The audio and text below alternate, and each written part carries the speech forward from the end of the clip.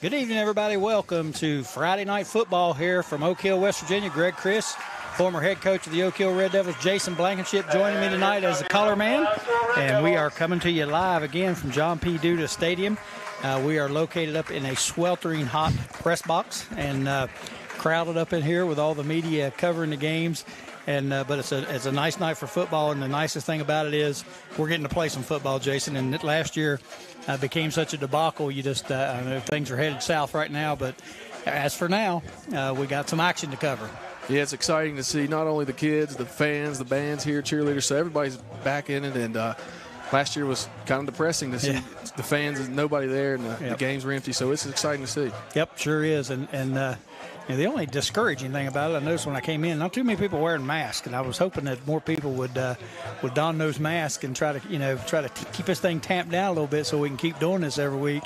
Because again, things are starting to heat up just a little bit, and with the virus and all that. So hopefully we can keep it tamped down in our schools anyway, and get to play these ball games. I know some of the counties surrounding us are, on that color map, they're already red, and I think we're headed that way. As is Nicholas County, who's here tonight. And I was worried all week that Nicholas County may not be able to come because they've had that red on the color map all week long. So, but fortunately, I think one of the things they learned from last year was that in say Fayette County, for example, if your county went red and the whole county shut down, well, you may have 100 cases at Oak Hill High School, but you might have none at Meta Bridge. So there's no reason why Meta Bridge couldn't play as long as they weren't traveling to somewhere that was, infected real bad. So this year I think they're leaving it up to the local health departments, and they're looking at the schools individually to see what kind of cases, levels they're having and that sort of thing. So it's making it a little bit better. That way, the schools can take care of themselves. Hopefully. We can stay out of trouble. Yeah, the decision is to help as many kids stay participating. Right. Is the best decision right now. So. That's right. Yeah, I mean, these kids work hard and they put a lot of time and effort. You spent years doing this stuff as I did, and they work so hard, and it's so disappointing, to look at it when you have to say we can't play, and hopefully again. We can get our way through this season, and it won't be like that. But tonight, we're not going to worry about that, because tonight we got football. We've got the Oak Hill Red Devils taking on the Nicholas County Grizzlies. And both teams come in, I think, with high expectations. And I know, Jason, you've watched both of these teams scrimmage, so you have a pretty good idea of what kind of stuff they're going to be doing. So before we get rolling here, we're just a couple minutes away from kickoff. Talk a little bit about these two squads and what you expect to see. I think what the people will see tonight is both teams are very similar in their schemes offensively. They both run a traditional wing T offense. Oak Hill's a little bit more traditional than Nicholas. Nicholas the shotgun some. I know Brian Phibbs, the offensive coordinator, he likes to change things up, likes to do a lot of formations. And I know Dave Moneypenny likes to change things up as well. So we're going to see that on offense. On defense, both teams like to run a 3-4 defense. So you'll see linebackers blitzing from different areas. They can also do different things with the defensive backs in that scheme. So it's going to be interesting seeing how they adjust to each other as the game starts. Yeah, one of the things I talked to Coach Moneypenny about the other night, we were talking about the similarities in the teams and some of the things that they do that are so much alike, and how much easier that was to prepare. He said the same thing you did, and that is that Coach Phibbs will be mixing things up a little bit, and it won't look the same as what it does when he does the wing tee. But I would think, when you're practicing against that every day, it's a whole lot easier to prepare for, obviously, because you're seeing it every day. Yeah, especially in the wing tee with the guards pulling. It's hard to teach. So if you're getting to see it every day in the preseason, it's going to really pay off. And Coach Phibbs does a good job. I've coached against him when he's had 13, 14 formations in one game. So he's going to change it up quick. Oh, yeah. Yeah, and like you said, you get keys from certain things, and you see those guards pulling, that keys you to certain things. So that, in my opinion, should help the Red Devils just a little bit. But of course, they've installed it as well. And I can't help but think that maybe they installed that to give them a little bit of an idea of what Oak Hill is going to be running, since that's what they solely do. Looking at the offensive line for Nicholas, they're big, they're experienced coming back this year, and I like those guys up front. So I think Oak Hill is going to have to do a good job of trying to slow down that run game from Nicholas. Yep, that is a big crew up front. I don't know what they average, but every one of them is over 250 or close to it. 225 is the lightest man on that offensive line. And in high school, you don't see that very often. You got two guys in there, 275, and I would have to think that they're going to try to at first, at least anyway, run the ball straight at Oak Hill and try to overpower them. I would guess that would be part of the strategy, regardless of what their offensive sets are. And I think it's interesting with Nicholas rotating 2 different quarterbacks. We'll get to see which one they want to stick with in the long haul tonight. And maybe they'll keep rotating them. Oak Hill rotated quarterbacks as well, so both teams are going to look for the quarterback tonight. Yep, and I know Oak Hill, Coach Moneypenny is real happy about the amount of speed that he has on this squad. And speaking of that speed, a couple of them going back there now. Leonard Farrow going back, Braxton Hall, the deep man, and Ethan Vargo Thomas also deep for Oak Hill. And kicking off, I can't see a number on that guy yet, but we'll get that for you here in just a second. Kicking off for Nicholas County. Nicholas County won the toss, and they deferred. Short to kick off for the Grizzlies. And elected to kick so they can receive the ball to start the second half. Braden Short, 5'10 senior, is the kickoff man for the Grizzlies. And we're set to get underway here. Friday Night Football, you're watching on the New River Network. We hope you enjoy the broadcast, and we are set to go.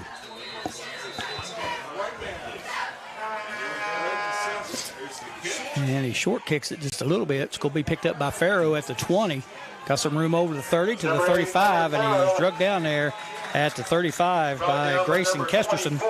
And a pretty good starting field position for the Red Devils. Yeah, it's definitely a good way to start. You don't want to start inside that 20 in the first drive. That's right. So there might be some nerves here. We'll see if Oak Hill maybe planned out some plays they want to run to see what the defense is going to do. Yep, sure they've got something scripted here for the first 2 or 3 plays. The 37-yard line is where we're starting off. And here's our wing tee set.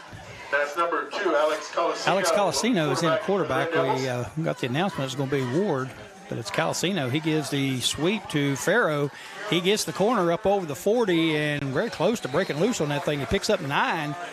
Farrow, one more block right there. He might have been gone. Yeah, Farrow's got the speed to break it. He may surprise some people with how fast he is. Yep. It's really some track speed out of the kid. Oh, yeah. He can Takes the fly. ball out to the 46. 46-yard line. That's about a yard short of the first down. Red Devils come out again in that wing T formation. We'll describe that here in a little bit when we get a break, what that actually looks like. Or I know people are watching so they can actually see what it looks like, so we really don't have time. There's Braxton Hall running in. He's got the first down. And that's going to be about it. He picks up about 3 on the play, up to the 50, maybe 4. Number 25. Braxton's done a good job going from receiver to the running back position. He's very talented with the ball in his hands. Pretty good mix-up back there with him, too, because he's big and strong. You got Farrow with the speed. Hall's got the size. That's a pretty good 1-2 punch right there. So good start for the Red Devils. 2 plays. They got a first down. Advanced at about 14 yards. Got an official's timeout. Let's see what's going on here. 25 for Nicholas County, having maybe shaken up a little bit. He's going to trot off the field under his own power. Probably going to see a lot of officials timeouts tonight with this heat like it is. They probably will have to call timeout, come up here and work on us. Yeah, they may have to give us a drink, a little water break. All right, here comes Oak Hill again. Farrow in motion left to right. Number 1, Omar Lewis. Hand it to Omar Lewis, and he fights for a yard or 2 up the middle. He was Brought down by number tackled 53, quickly at time. Roman Milam. And Roman Milam, 6'1", 275-pound junior, on the tackle. So Lewis gets about a yard, maybe a yard and a half. Brings up second down and long 9 Gain of about 1. Second down for and the Red 9. Devils. Oak Hill's being patient. I'm waiting to see the counter play here in a minute. Yeah. Wing tee again. Colasino gives to Farrow around it in. He's got room again. He's up over the 40, down to the 30, the 20. He's going to take it to the house all the way to the end zone. Leonard Farrow, 48 yards, 49 yards. Gives Farrow around it in. He's got room again. He's up over the 40, down to the 30, the 20. He's going to take it to the house all the way to the end zone. And they go 66 yards for the TD. And that was Leonard Farrow 21, Ethan Vargo Thomas to attempt the point after. on that run. And we mentioned on the last play there when he went around the end, one block, he would have been going last time. So I think the Red Devils have found possibly a weak spot already. Yeah, Farrow with the speed. He's also made a good cut there, so it was good. Yep. Here's Ethan Vargo Thomas in for the point after. Colasino with the hold. Snap's good. Kick is up and plenty of leg on it. And it is right down the middle, and it's good. So with 10:20 left in the first quarter of play, the Oak Hill Red Devils take the early lead 7-0 here from John P. Duda Stadium. You're listening to Friday Night High School Football live right here on the New River Network. And we'll take us a quick break here while the teams get set for the kickoff. Oak Hill will be kicking off the Grizzlies after that score. Stay with us. Again, you're listening on the New River Network. We'll be back after these brief messages.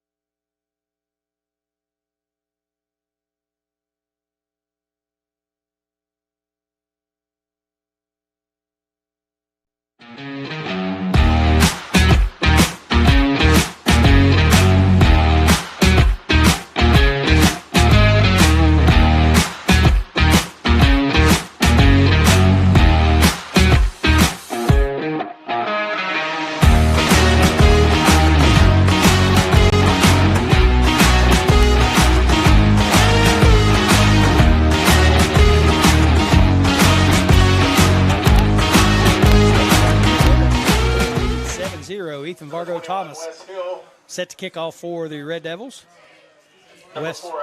Wes Hill and Alex Pritt deep for the Grizzlies. Here comes the left-footed Thomas with the kick, and he booms it deep, and it goes all the way into the end zone. And it's going to be an automatic touchback. And, that's something we hadn't mentioned is Ethan Vargo Thomas and his kicking ability. He's a tremendous kicker. I know this summer we had some summer league basketball games I was helping him out with, and he was gone a few of them where he's going to kicking camps and things like that. He has a real opportunity to play some college football with that leg that he's got. Yeah, that's a weapon, especially in the AAA classification. You have to have a good kicker to survive, and Ethan can do it all, kickoff and extra points, and I believe he punts too. Hopefully we don't have to see that too much. Yeah, hopefully we won't watch that. All right, here comes the Grizzlies out, and I'm having a hard time looking through his screen seeing numbers, so they're in the shotgun formation. And on the handoff, and again, I'll have to get numbers for you here. Caleb Clark. 12 the quarterback. Brought down in the backfield by number 52, Max Underwood. All right, so Caleb Clark on the handoff, he takes the ball, and he is dropped immediately. Second down and 12. It's hard to concentrate when you have to listen to the PA guy. Max Underwood on the tackle, and that's a loss of 3 on the play. So second down, and we'll go with 13. We're going to dispute the PA guy. His big horn here that he talks through is right above our head, so that's why you're hearing it so well.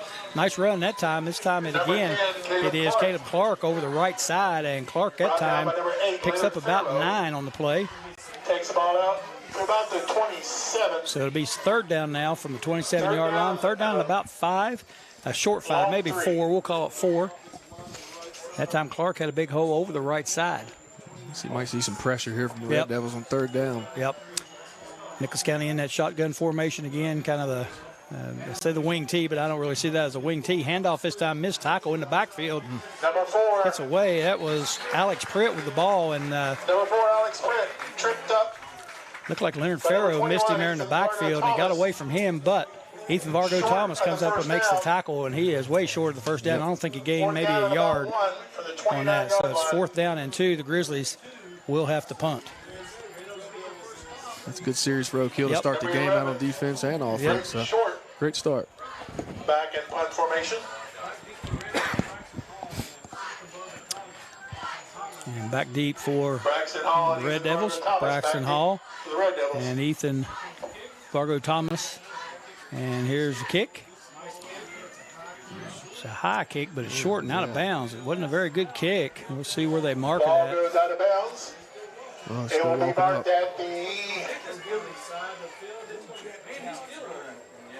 So that's going to end up being about, on the my best estimate is about a 13-yard punt's what I'm gathering. So not a good punt. Great field position for Oak Hill. See if they can take advantage of it here. at the 39-yard line, first and 10 Oak Hill. Oak Hill will start their second drive. 8:26 to go here in the first quarter of play. Ball resting on the Nicholas County 39.5-yard line.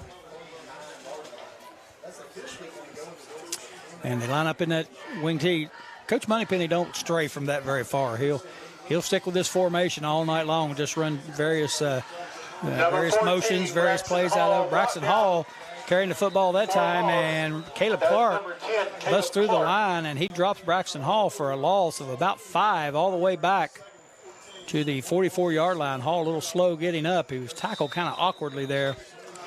And we're going to have officials timeout with a check on the injury here for Braxton Hall. But as I was saying, Coach Moneypenny won't veer a lot from that wing T offense. That's what he runs. He's had success with it many times, especially at Fayetteville. I think they made a lot of runs in the playoffs running that offense. Well, and they had, if you remember back to their undefeated team that year, they had a wicked passing game with Will Fenton and Dalton Dempsey as a receiver, and a couple other guys could actually catch that ball too, and they still ran this, but they implemented that pass a lot longer. And again, Coach Moneypenny will run, he runs a lot of different motions out of it, a lot of formations. Mike Fridley up here showing us the gleam off his body as he sweats profusely. And I just put my arm down on my leg and it just slid off. So that tells you what kind of shape we're in up here. Yeah. You're going to have to get him a water bottle. It is hot up here. Yeah, that Fayetteville year, they had Marcus Lively at receiver and a young Jordan Dempsey at the time. Alex Hewitt. Alex Hewitt. Yeah, some good receivers. Yeah, it was a good team. Yeah, it was a real good team, and they ran this, and they were very successful, but they threw the ball a lot out of it. So he'll do different things. Like I said, sends a lot of people different motions, runs some misdirection out of it. Tonight, I'm seeing though that he's filling these ends out a little bit, and I think before you see that misdirection, we're going to see Farrow around that right end a few more times. Yeah, I believe they're going to see what they can get set up on this sweep, and the sweep is the whole thing of this offense. And as soon as you think you got it, the counter will come back at you. So Braxton Hall helped off the field. Looks like a lower leg injury. Again, he was tackled a little bit awkwardly there on that sweep play. Here's Colasino back under center, straight ahead, handoff this time to Omar Lewis. He bounces to his right, picks up a couple yards after the initial hit, going to get it back up around the 40, 41-yard line. So they'll bring up 3rd and long for the Red Devils. Tackle led by number 48, J.P. Gerard. 7:40 left in the first quarter. Red Devils lead at 7-0.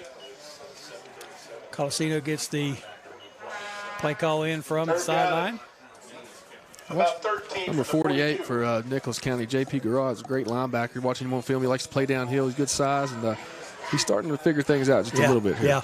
Yeah, you can tell they've slowed down a little bit, I think, see what's going on. Here comes Oak Hill with that misdirection play. We had a few too many people moving on that play, so we'll see what Nicholas decides to do. I think they might have blown that dead. Number 47, Gavin Blankenship. We'll see what they call it. There's a flag on the play. Obvious illegal motion. Had two men moving at the same time for Oak Hill. And illegal procedure to call against Oak Hill. So Oak Hill decline it if they have that option, which I'm waiting to see here. I guess they do have that option, so they will decline. Yep. And penalty will be declined. Oak Hill will punt it. Big stop for Nicholas County right there after going out and having a bad punt. A short drive that time for Oak Hill. They went backwards, had good field position. And that, this is a point in the game when you score another TD right here, it might start to get out of hand a little bit for you. So that's a big stop by Nicholas County. Ethan Vargo Thomas set to punt it away. Snap back and good. Takes his time, boots it up. Going to land down about the 15. Takes a Oak Hill bounce down inside the 5 and going to be down at the 1-yard line. So a little bit of a mistake there by the Nicholas County return man. Just kind of let it bounce in front of him, and the ball rolls down to the 1-yard line. You can't ask for a better kick than that. That's great. Good punt. It's about a 41 3/4 of a foot punt, right down to the 1-foot line. It's a tough position for Nicholas County right here. Yeah, they have to be careful. They don't want to do anything. Nothing First bad here. their own 1.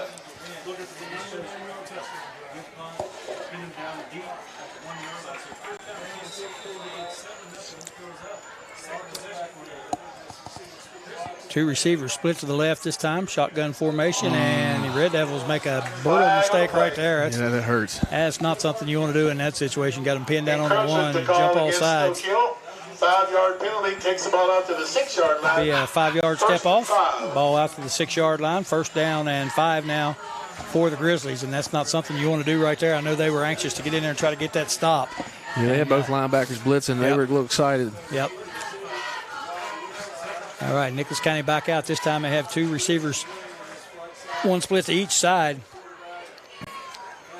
Hand off to the halfback, and I believe that was Clark Number again. 10, Caleb Clark. Caleb Clark, and he has a nice pickup that time.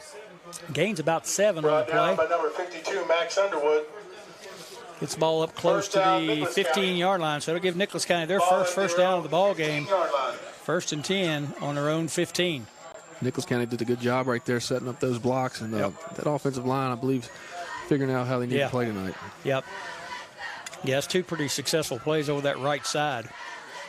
Here's a handoff again coming the same way. This time the Red Devils are ready for it. And looks like coming up from the linebacker spot there.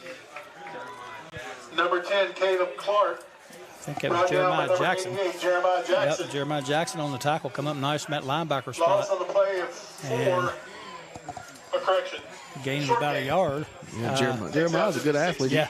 2nd and 9. Football is his sport. He's just learning. Yeah, he got long arms, real athletic. He's raw, but he's good. Yep.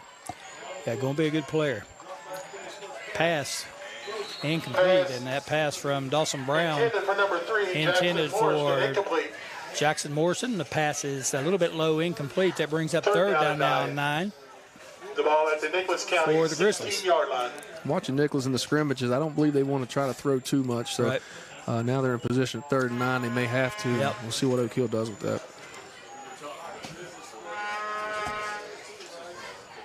Send 2 receivers wide to the right side this time. Put their H back there on the left side, and they're going to fake the handoff to the left, throw it out into the flat.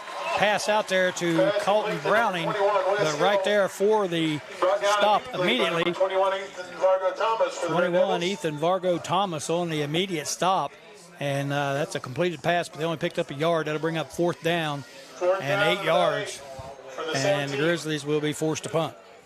Great job by Ethan. He read that out and came up and made a good tackle. Sometimes it's hard to tackle one-on-one in space.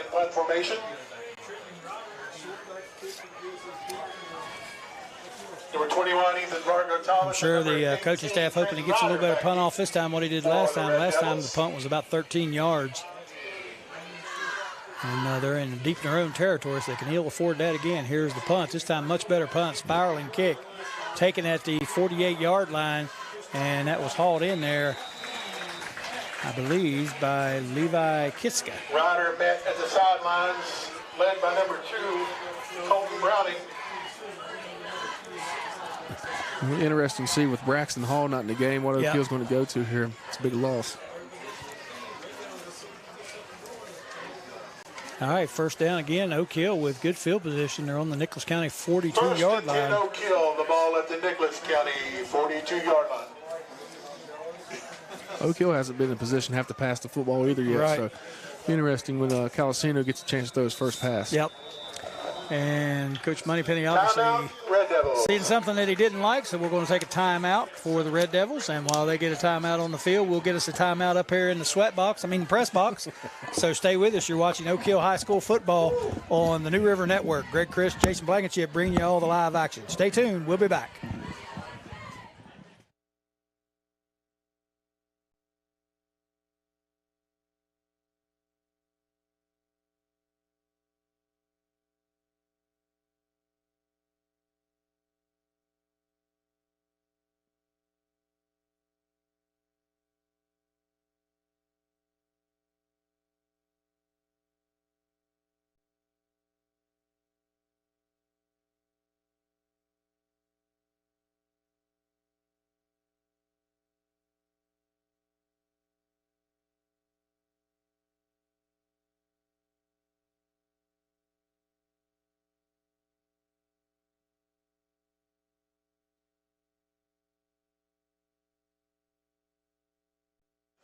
Welcome back to John P. Duda Stadium here in Oak Hill, West Virginia on a hot Friday night.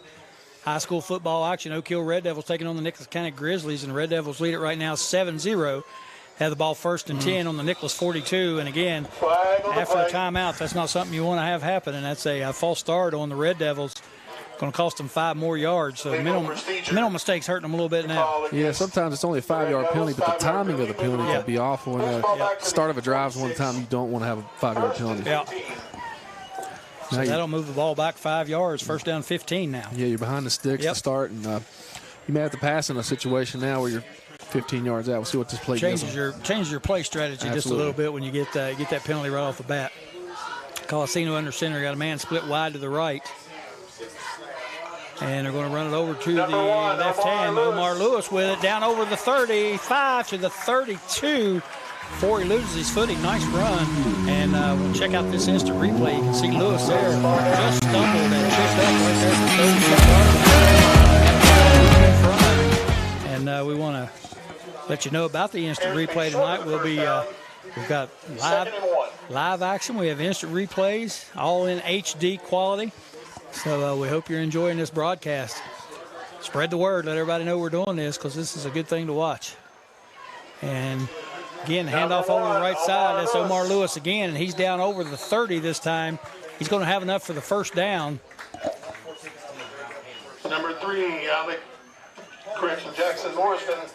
Jackson Morrison on the tackle for the Grizzlies. That's good for a first down. Oak Hill in business now on the 29-yard line of Nicholas County. First down and 10. That's good. Oak Hill got to overcome that penalty and move the sticks. First down. Yeah, I think they found something they like on these ends because they're running that sweep quite a bit. And like I said, that speed that they have, sure you're going to see more and more of it. Looks like the tackles for Oak Hill are doing a good job blocking down so these guards can get around and pull. Here's a handoff over the left side to Omar Lewis this time. This time he's going to be bottled up and dropped. I don't know if he made it back to the line of scrimmage or not. So Caleb Clark on the initial hit on Lewis. Looks like with Braxton Hall out, Omar Lewis is getting some more carries. Yep. And I noticed as well they've brought in Jeremiah Moritz. And Moritz, a highly touted freshman from Fayetteville, good football player. Yeah, Coach Monty Wright told me to watch some film there on him at linebacker, and I was impressed at how he came downhill as a freshman. Yep. Sometimes they're a little bit nervous. Tentative, but he came down full speed, so that's really good. Yep, yeah, he's a good athlete. We watched him last year in the middle school. He can play. This time they send a motion man. Looks like Farrow. He takes it around the right end. He's got some room. There's a flag on the play. Picks up about 8. Check if that was not Trenton Ryder. Yeah, that was Trenton Ryder instead of Leonard Farrow. 8 and 18. So see what the flag is. May have cut it up just a little too soon. And it is going to be another false start on the Red Devils. So that's going to back them up again 5 yards. So I'm sure Coach Moneypenny not happy with this penalty situation. That's 3 on them already here in the first quarter. Got 3:27 to go in the first quarter play. Red Devils lead it 7-0. These games early in the season, sometimes it comes down to penalties and mistakes. And you don't want to be the team on the wrong side of the penalties. Yep, that's right. Like you said early on, this plagues a lot of teams, these penalties.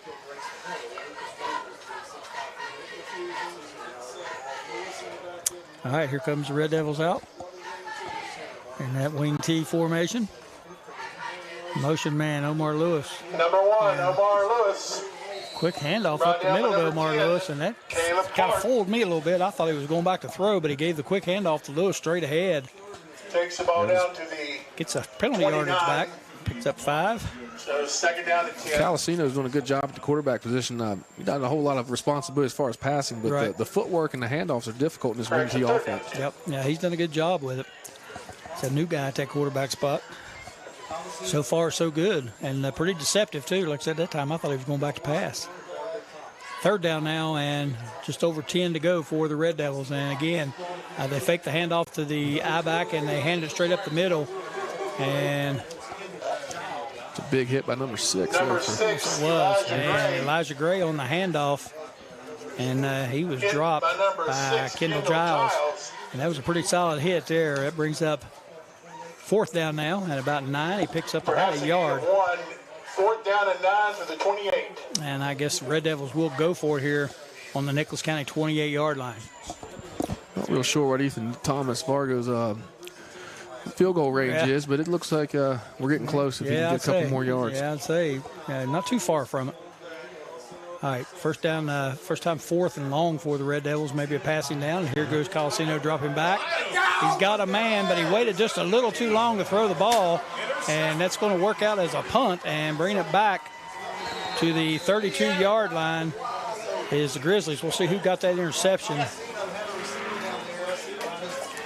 Colasino's pass intercepted Yeah, by he number had some 21. good receiver wide open Yeah, down he the did. sidelines there, and Elijah Gray did a good job getting open, but Colasino just held on it to a little bit too long. Maybe didn't have good vision or something, but he'll learn from that mistake. I believe he can come back from that. Oh, yeah. Wes Hill with the interception for Nicholas County. Again, Colasino had an open receiver and just couldn't connect. He held the ball just a tad bit long. First down and 10 for the Grizzlies. Ball on the 32-yard line, their own 32. Straight ahead is Clark with it, and he's going to pick up about 3 on the play. Number 10, Caleb Clark. Gets it out to the 35. Clock rolling down now, 1:15 to go in this first quarter of play. Takes the ball out just inside the 35. Second down and 8. Clark's done a good job so far. He's racking up some yards. He's got to be patient with the run game here for Nicholas. Yeah, I think so too. I think neither team, I don't think, really wants to drop back there and start throwing the ball. So I believe we have a new quarterback in now for Nicholas. Yep. Yeah, we'll get you a number and get you a name here in just a second. Nice handoff, nice run around the right end. Looks like it's going to be enough for a first down, and that was Colton Browning on the carry, a 5'7", 155-pound sophomore. And Jeremiah Jackson makes the tackle, but not before Browning picks up 7 and gets the first down. So first down and 10 for Nicholas County. Ball on the 43-yard line. That's their own 43. Yeah, Bryson Morrison's in now for the quarterback for Nicholas, and seen him on film. He likes to run a little bit, so let's see if he gets out moving.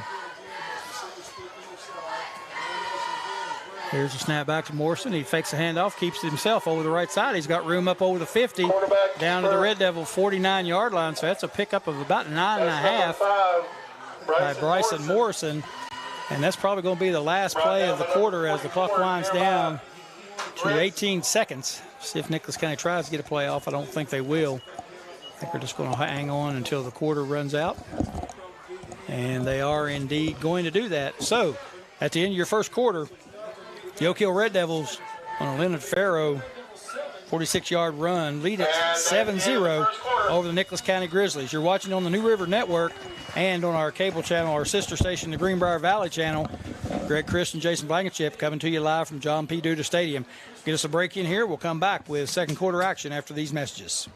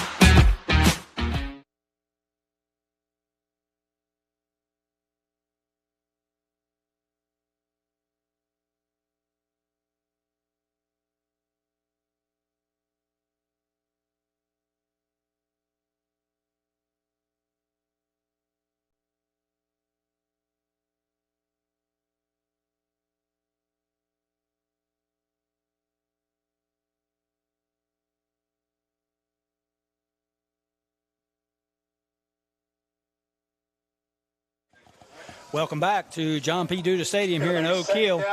Nicholas County Grizzlies with the football. They're in Oak Hill territory now on the 49-yard line. Second down, 1 yard to go. Nice drive being put together here by the Grizzlies. Nice change at quarterback with Morrison. Here he is again. Keeps it again. He's going to have enough for the first down. We've got a flag on the play, though. Number 5, Bryson Morrison, the ball carrier. Come from the line judge. Typically, that's a number 77 false start. There's the flag on the play. Waiting on the preliminary indication from the officials. Illegal shift rather, by the Grizzlies. So tough break there for the Grizzlies. They had a first down on that quarterback keeper. Now they're looking, you talk about penalties hurting you, now they're looking at a second down and 6 instead of second 1. Yeah, you set yourself up there to get an easy first down and on a fresh start in the second quarter. Now here you are, second and long. Tough position. Again, changes your strategy just a little bit. You got to change up your mindset as far as plays are concerned. Two receivers split wide to the right. Morrison. And it's going to be an inside trap play. You got some room over that right side. Carrying the ball for the Grizzlies is Eden Adair. And he's going to pick up about, looks like about 6 on the play. Number 5, Shakir McDowell.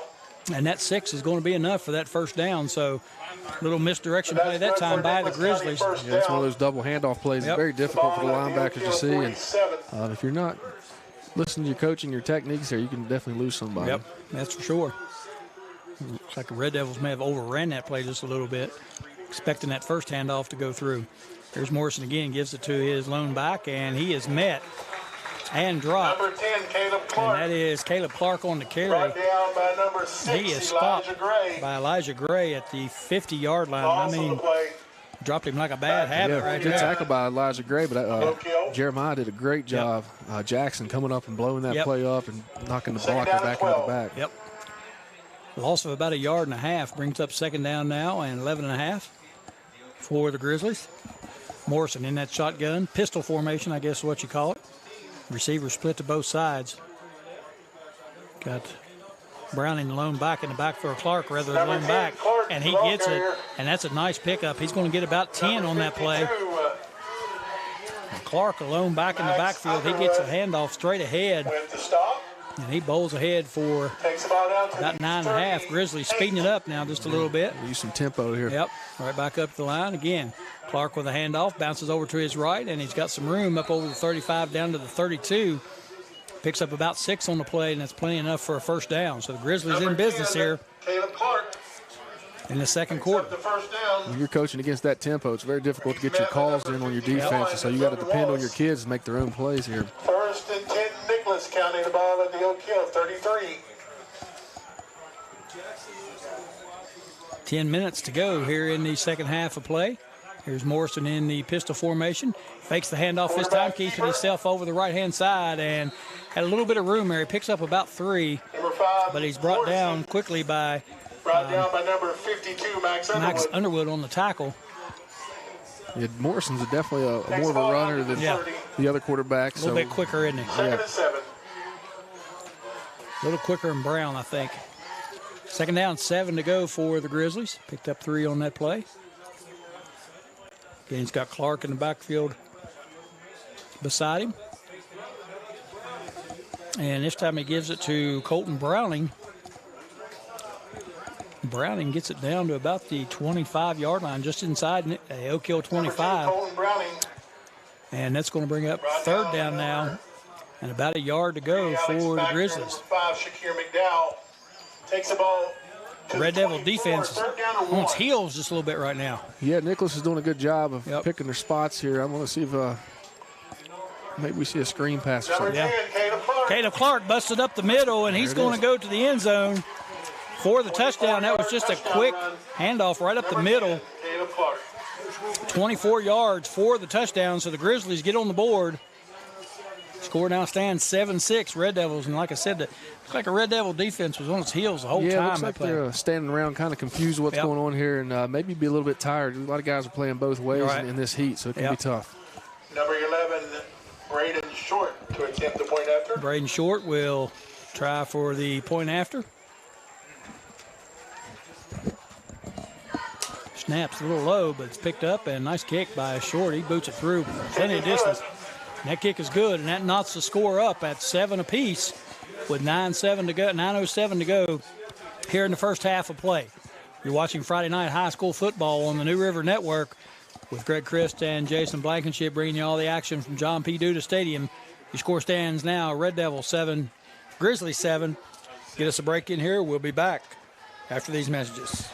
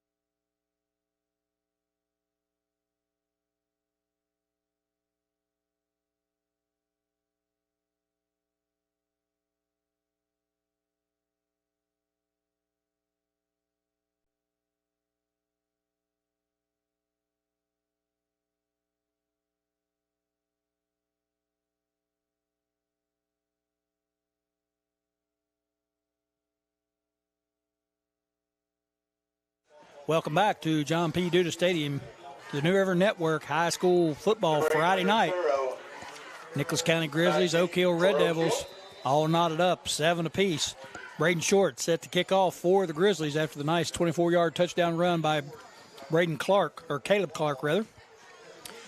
Pushed it short, hits down about the 25, bounces on down to the 15. Picked up there by Farrow. And he's going to be snowed under as he gets it up over the 20 to about the 21. That pooch kick can be dangerous sometimes if you don't field it the correct way. And the ball's rolling around, giving Nicholas time to catch Farrow. Leonard Farrow with the return, number 6, Kendall Giles. Yeah, it bounced around for a while there. Landed about the 25. Ended up he finally got it at the 15. First and 10 Red Devils, the ball at their own 21-yard line. Years back, we wanted to kick a pooch kick against Mount Hope with Devon Marion back deep, and my kicker kicked it as hard as he could, line drive, and I knew as soon as Devon caught it, it was going to be a touchdown. Knew what was going to happen, yeah. All right, here comes the Red Devils, first and 10, ball on the 21-yard line. Still in that wing T formation, which you'll see the whole night. And we got another penalty flag. It looks like another probably illegal procedure as Farrow carries the ball, and he's going to break it loose, and he's going to go all the way for the touchdown. It's going to be a 79-yard touchdown run, but it is going to be called back. There is a flag on the play. And the preliminary indication is going to be, I'm guessing, an illegal shift or an illegal procedure. They threw that flag. Yes, legal procedure against the Red Devils. So 79-yard touchdown run by Farrow is negated. You know, we hadn't seen that play for a while, and they come right back to it, and Farrow goes 79 with it. Yeah, I thought this drive, Oak Hill would try to get back what they started with, and they did, but here we go again with the fourth penalty. Yeah, fourth penalty of the night. Again, Coach Moneypenny can't be happy with those penalties. I don't know. I think Nicholas County's had one. Yeah, Nicholas had one. And again, you talk about penalties in crucial situations, and that there negates a 79-yard touchdown run. That's really crucial. 5-yard penalty. So we go from plus 79 to minus 5, and we'll try first down again. First and 15 now. First and 15 Red Devils, the ball at their own. Ball back to the 16-yard line after the 5-yard penalty. Farrow that time broke some tackles and made some nice moves. Yeah, Farrow's got the speed, and it's too bad that he used all his energy right there on a 79-yard run, because they're going to need Farrow for a couple more times tonight. Yep, and with this heat, he's going to have to get out and get a breather. Yep.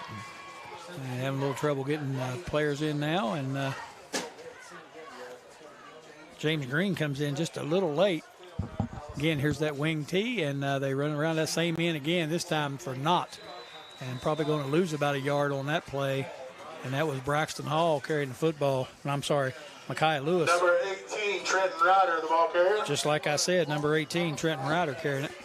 And Ralph Hamrick, number 16. It's a little bit different when Farrow's not running around the corner there, so Nicholas can get downhill a little bit faster and make the play. Yeah, and that time looks like they leave this end unblocked out here, and Farrow's able to elude him because of his speed, but not too many of them can do that. Second down now and 16 for the Red Devils. Colasino under center. And they get a little inside trap handoff, and number 18, Ryder.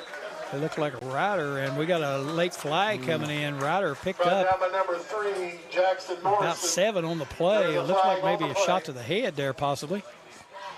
Let's maybe see what a face mask or a face mask. We'll see what the official is talking it over. Looks like Oak Hill's backing up. I'm not sure. Yeah, I'm not sure. May call a hold right here. Let's see what they got. Official still talking it over, and it is going to be a holding penalty and a personal foul. And the against Oak Hill, personal foul against Nicholas County. So I'm guessing they'll step both of those off. They'll take it back 10 and then ahead 15 since that was a dead ball penalty on the personal foul. I didn't see what the personal foul was. It looked like the Nicholas County defender came in and kind of hit down on his head. I don't think it was anything intentional. I just think it happened.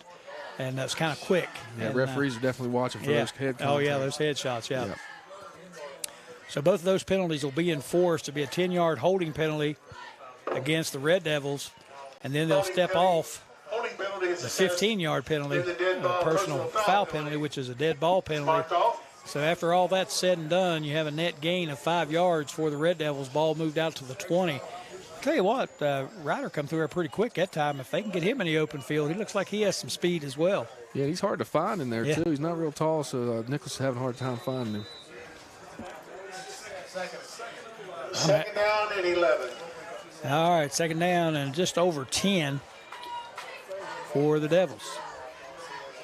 So 2 big plays for Oak Hill negated because of penalties. And again, we have another flag down. Flag on the play. And this is going to be encroachment on the Grizzlies, so that's going to be a 5-yard penalty on them again. And that's going to move it up close to the 25, or just beyond the 25. So it'll bring up second down now and 5. Both teams are going to have to clean some stuff up here. You know, it's late in the second quarter now, and they should be settled in and not making these mistakes. Pretty typical for a first game. And then, too, you know, this heat, you think it doesn't affect them, but mentally as well, I'm sure it affects them, affects high school kids as well. So, you know, tough atmosphere, you know, first game of the season, hot. And like we said earlier, these kids are playing both sides of the ball in special teams. Yep, for both teams. Yep. All right, here's this wing tee again. This time they send Farrow around the left end, and he's going to be snowed under after a gain of about a half a yard. So it's going to bring up third down now and a long 4.5, 5 yards for the Red Devils.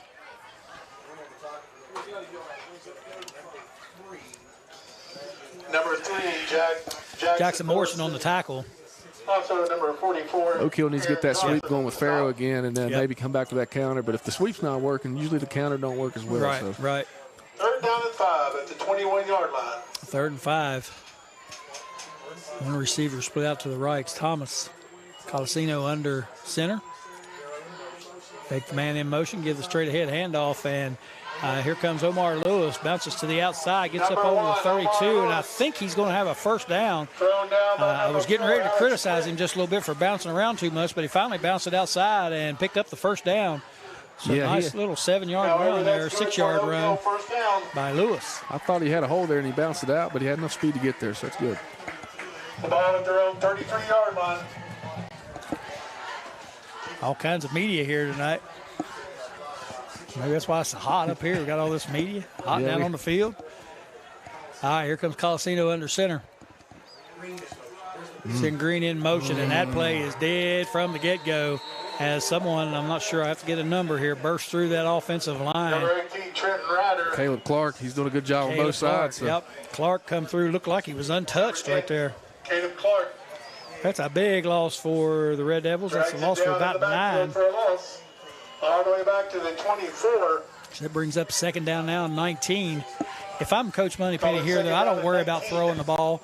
I think you try to get some of this back, eat up some of that clock, and then punt the ball away. And depending on your defense, to stop them before the half runs out. Yeah, I wouldn't put Colasino in any spot right now. It's too dangerous. And like you said, you got a good punter in Vargo that you can get the punt. Number 8, Leonard Farrow. No use to risk it. Farrow with the handoff in the backfield brought down. Clark again. Yep, Clark again on the tackle, and that's going to be about a yard gain. J.P. Gerard. Maybe not even a yard. I don't know that the yard marker guy moves. Moves a little bit now. Ball up to the 25, so it brings up now. To the 25. Should be third down. Yard marker says fourth down, but I believe it's third down now in 19. Clock continues to roll with 5:20 to go here in the first half. Again, the down marker has fourth down. They're going to stop the clock here and get that fixed. Yep. I'm looking right through his screen over here. I can't see anybody's numbers unless they're turned perfect. So I can see them. I need to pull that screen out there. It looks like about ready to fall out anyway. All right, third down 19. To get the down marker fixed, they restart the clock. Clock's going to roll down to 5 minutes here before this play gets off. And they run a little reverse this time, and looks like Green with it. And he's not going to be able to get the corner as he's brought down after a loss. I said Green, it's Ryder. Loss of about 5 on that play. They tried the little reverse, and nothing doing. The Grizzlies weren't fooled on that play at all. A little bit slow developing with it there. It looked like it took too long to get their misdirection, or they handed it off too quick on the reverse. I'm not sure what it was. Timing was off, and you got some new guys back in the backfield now. And like you said, the Oak Hill played it safe right there, which we thought they would. And leaves Nicholas with about 4 minutes left on the clock here in the second quarter. Wes Hill back to return the punt for Nicholas County. Ethan Vargo Thomas set to kick it away, and he'll get it off at about his 13-yard line. Takes his time. He watches. Now he kicks it, and booms a high spiraling kick. Comes down at the 41-yard line of Nicholas County. Picked up there by Hill on the 30. Up the sideline he goes, and he's going to be cuts it back inside now, and finally going to be brought down after he gets up to about the 32-yard line of the Red Devils. And they had him bottled up back there, and he picked it up, and down the sideline he goes. So nice job by Wes Hill there, returning that football. See how many yards it was.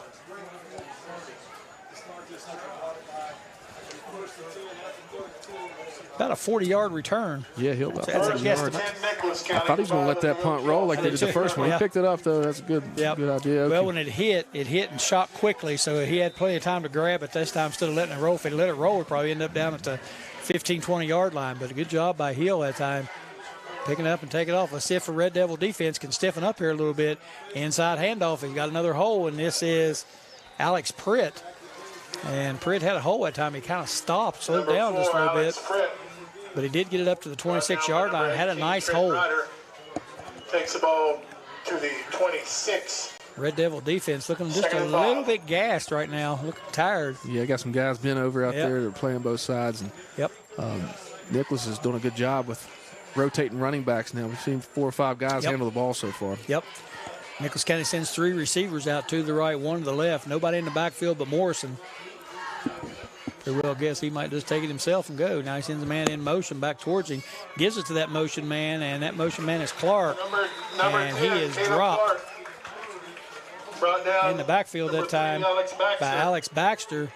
And that's going to be a loss of about 3 back to the 30. So good job by the Red Devil defense that time. Needed that play. 3rd down now and 9 for the Grizzlies. 2:50 to go here in the first half. Morrison back up in that pistol formation.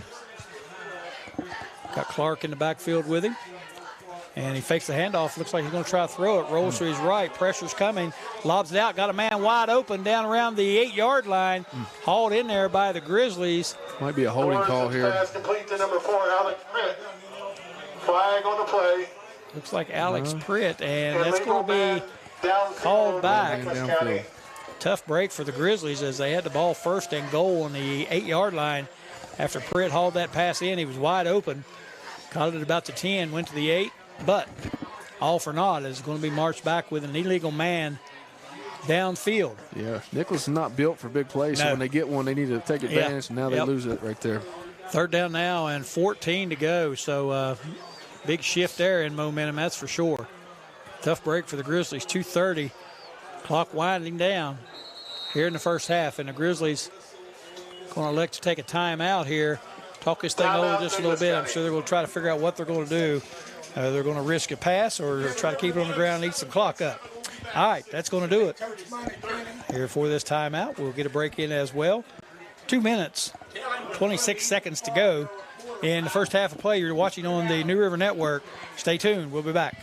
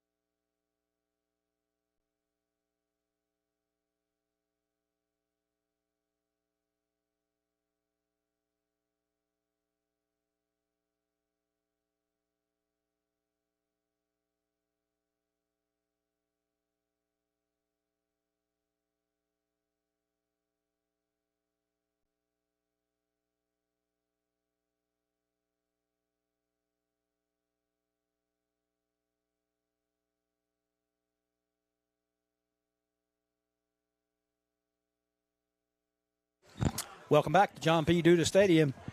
New River Network bringing you all the HD action tonight on the New River Network, YouTube, Roku, Facebook, as well as our sister channel, cable channel, Greenbrier Valley channel. Greenbrier County. Morrison drops the throw. Throws it right down the middle, and he's going to overthrow it, and the ball is picked off back there. And I believe that's Thomas, Yep. Ethan Vargo Thomas with the interception. So I'm sure, I mean, I know, in a timeout, you're not going to tell your quarterback to throw an interception, but I think what they were looking at there is 3rd and 14. They're just going to throw a Hail Mary down there. Maybe they come down with it. If it's intercepted, just as good, probably better than a punt. And if it's incomplete, then you punt the football. You only got 2 minutes to go here, 2 minutes and 15 seconds to go. Yeah, situation 3rd and long like that, you're probably not going to get a first down, so it's the safest pass you can throw is just down the middle of the field. And so I don't think Nichols is too concerned about the interception. Right. Didn't want to do anything too crazy, turn it over and let somebody take it back. Yep, I think you're right. Just because of the way he just got it, dropped back and threw it right down the middle. Yeah. So you kind of see what was going on there. So not a bad play call by the Grizzlies, I think, in that situation. Now, if the situation would have been, 3rd and 5, you might question a little bit, but that was 3rd and 14, and you didn't want to take any chances. All right, here comes the Red Devils, and I'm sure they're thinking the same way. I was just getting ready to say, probably going to see a lot of sweep with Farrow. I think they'll try to get Farrow a couple chances here. If nothing goes, I believe they'll try to do it in the halftime. Yep. Clock rolls down to 2 minutes now left in the first half. I don't think, again, you're going to see anything crazy here by the Red Devils, as they'll probably be content to go in knotted up at 7 unless Farrow can break one here. Yeah, I think if Nichols gets a stop here, they may use a timeout and at least be in field goal range here. All right, here we go. Red Devils not using much of the play clock, so obviously that's not on their mind. Here's the pitch out to the right, and I don't know if that was Omar Lewis. I'm not sure who that was. I believe that was Gray. Is that Gray? Yep. Number 6, Elijah Gray. And Gray is brought down, maybe a gain of 1, maybe 2. Clock down to 1:15 now. Takes the ball out just short of Don't look like Nichols going to use a timeout, so they may be thinking the same thing, getting to halftime, get these guys some water and let them rest. Yep. Yeah, and I thought, that time the Devils might use a little bit more of that play clock on what they did. Snapped it with about 18 seconds to go. They could have got it down probably with this last play, and they may let it run down this time. He may take a timeout because the play clock's down to 10 right now. They're just now coming out of the huddle. I look for Coach Moneypenny to call that timeout. See what he does here. He's going to let them go with it, I think, and they run the clock down to 1. The play clock expires. I don't think they called it, though, and he's going to throw it, which surprises me, and it is hauled in and complete out to the 24-yard line. Leonard Farrow hauls it in. Brought down by number 21, Wes Hill. So gutsy call there by Coach Moneypenny. Yeah, I believe you've seen that Nicholas wasn't going to call any timeout, so he said, let's just go run a play and see if we can get something.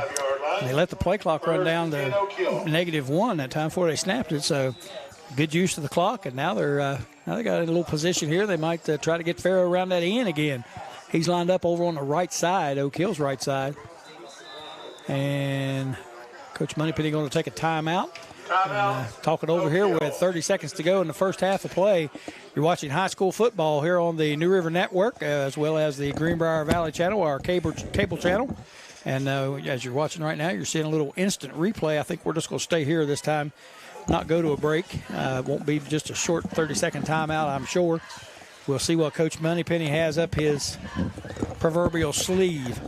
Don't think he has any sleeves on tonight because it's too hot, but maybe he's got that. Maybe he's got that playbook hidden in his pocket. He might get a little excited after that pass and maybe try something else here. 30 seconds, I don't know. He might pull out that Mr. Coach Klein playbook and see what he can come up with here. 30 seconds to go in the first half. Been a pretty good football game. 7-7 is your score. All knotted up. Oak Hill Red Devils, Nicholas Grizzlies. Opening night of high school football. Actually, we had a few games last night. We'll try to give you all those scores and update the stats for you coming up here at halftime. Hope you'll stay tuned for that. So Oak Hill breaks out of the timeout and get lined up. Nicholas Grizzlies now coming back on the field defensively as well. We've got a receiver for the Red Devils split wide to the left. Farrow this time lined up on the left side of the Red Devil offense, and I'm guessing you might see him around the end with it. And actually it's Omar Lewis over the left side. Lewis with a little bit of running room. Going to pick up about 10, and he's close to another first down. And it must not be a first down. They're not stopping the clock. 17 seconds to go. Now they stop it. Yep. And I'm not sure. Here the first down. Timeout officials. What the delay there was in that call. They know the yard marker is right on the line right there. I don't know how you must want to measure. Yeah. Took them a while to do that. It ran off about 6 or 7 seconds before they finally stopped it. But I guess somebody come in and saw that it was close.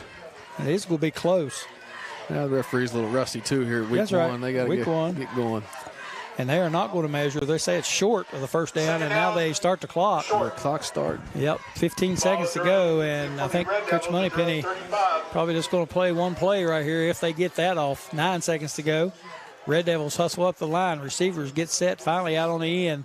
They do get the play off, handoff to Omar Lewis over the left side, and he's going to be dropped for a gain of 2, and that's going to do it for the first half of play.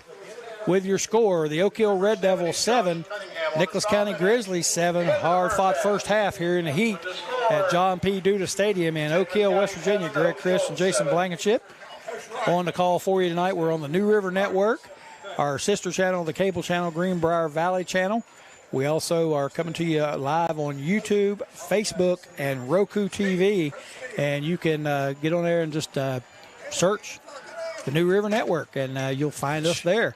So in a lot of different ways to watch. So spread the word if you are watching. If you got people that like to watch that don't live around here close, want to see the game, make sure you let them know all the variety of ways that they can watch. A lot of different places to go to check out the game. We also have some tremendous instant replay here being brought to you by Darren tonight, and it's pretty awesome. It's like watching on ESPN, and the picture is HD quality, perfectly clear picture. I know that folks that are watching this are enjoying it, so spread the word and let everybody else know they can watch this high-quality broadcast here on the New River Network. All right, let's get us a break in here. Step outside, cool off, catch our breath just a minute. We're in the, again, like I said, the sweat box up here in John P. Duda Stadium. Greg Chris, Jason Blankenship coming to you live with all the action tonight, and we're going to take a break. We'll come back, have some scores from last night, as well as update you on the stats from the first half of this game, and then get you ready for second half action. Stay with us, everybody. We'll be back after these messages. We present to you the Oak Hill High.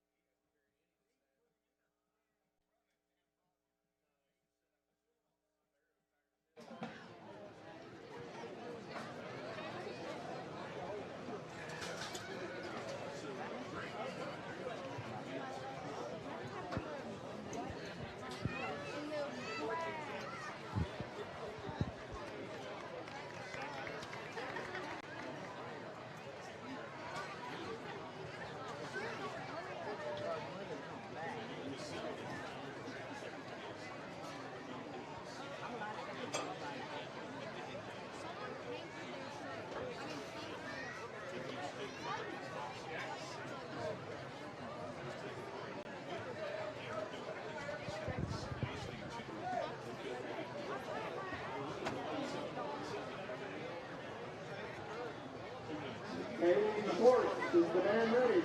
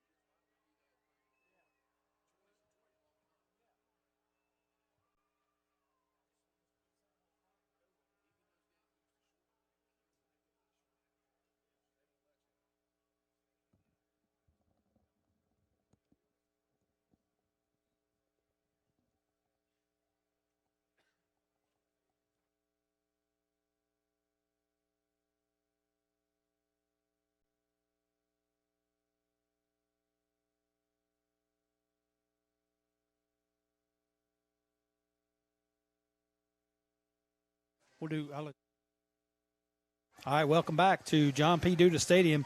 Friday night football here from Oak Hill. The Red Devils and the Grizzlies all knotted up at 7 apiece, getting ready to start the second half action. And, Coach, you got some few of the stats from this first half of play. Yeah, Oak Hill did a good job on the ground at times, and Leonard Farrow led with 59 yards and that long 48-yard touchdown. And bad thing is he had a 78-yarder called back. He did a good job. Omar Lewis was second leading rusher with 42 yards in that first half, and I think we'll see a lot more of him. For Nicholas County, Caleb Clark had 52 yards rushing in the first half and a touchdown. And Caleb also led Nicholas in tackling in that first half with 5 solo tackles, and so he's doing a good job on both sides of the ball. And for Oak Hill on the defensive side, Max Underwood is doing a good job with 4 solo tackles. And so it'll be interesting to see how the second half plays out and see if those guys can continue to play well. And like you said, Farrow had that 78-yarder called back, or he'd be having a huge night. And that seemed to kind of swing the momentum just a little bit when that was called back. Kind of gassed him a little bit. Red Devils turned it over on down. Nicholas kind of then marched right straight down the field and scored the tying touchdown. And it really seemed like it just shifted the momentum away from Oak Hill more towards Nicholas County. Maybe that's my imagination, but that's the way it seemed. Yeah, when you get a big play call back like that and it takes your spirits away, because Oak Hill was celebrating. You can see the excitement. And they also made some bad penalty mistakes there after that, too. A couple local scores from tonight. Independence leads Liberty Raleigh 19-0. These scores, that's in the first quarter. Lincoln leads Braxton 22-0. Poca over Nitro 21-0. Last night, North Marion defeated East Fairmont 28-21. Greenbrier East leads Point Pleasant 13-7 at the half. Herbert Hoover over Scott 14-0. Shady Spring right now leading Tug Valley 7-0. Chapmanville 7-0 over Sissonville. Wayne 22-6 over Tulsa. No score yet in the Wyoming East and West Side game. So that's your AA scores, and we'll usually try to do the AA single A. We'll get the AAA last. Madonna leads Billsville, Ohio 45-8 at halftime. Greenbrier West with a narrow lead 8-6 over Buffalo. Rolling on down, a lot of no scores yet. I don't know if scores haven't reported or if they're just not scoring. Don't know yet. Doddridge County 13-0 over South Harrison. East Hardy 18-0 over Gilmer County. Magnolia 21-7 over Ravenswood. Logan 14-0 over Man. Meadowbridge leads Van 6-0. Frankfort leads Moorfield 6-0. And that's going to do it for your single A. We had one game canceled, Wahama and Racine Southern Ohio. Roane County 6-0 over St. Mary's. Last night, Summers County walloped Pikeview 36-7. Tigers Valley leads Valley Wetzel 15-0. Webster County Richwood game was postponed. Wheeling Central over Ambridge, PA 8-6. Williamstown over Waterford, Ohio 12-6 right now. So that's your single A scores, and teams coming out now. They're going through the procedures here before the kickoff. We got time to do the AAA scores. Ripley Brook all knotted up 7-7 at halftime. Hampshire over Preston at halftime 7-0.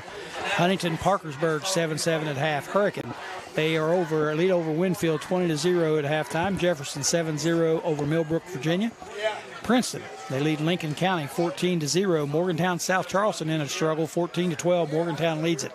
Our game all knotted up here. Capital Parkersburg South canceled. Martinsburg over Salem, Virginia 14-7. Musselman 28-0 over Spring Mills. George Washington over St. Albans last night 49-0. University leads John Marshall 28-0. Washington 20-0 over Hedgesville. And Woodrow Wilson, local score here, 14-0 over Riverside. So that's your scores from around the state in all three classes. Our score here, Oak Hill Red Devils 7, Nicholas County Grizzlies 7. The Oak Hill Red Devils will kick off. Nicholas County deferred in the first half, and they will get the opening kickoff here, start the second half. It'll be interesting to see if we can get some momentum going here and see if somebody can put a drive together early, because I believe if one or two touchdowns may win the game. Yeah, and you hope the Oak Hill Red Devil defense steps up. Looked like they got a little winded there in that second quarter. Ethan Vargo Thomas set to kick off for the Red Devils. Boots it away, and it's going to come down at about the 10. And I'll have to look and get a number on this. Right up the middle he goes, up to the 35 to the 36, pushes ahead to about the 37. And that was number 4, Alex Pritt, on the return for the Grizzlies and start off pretty good field position on their own 37-yard line, 1st and 10.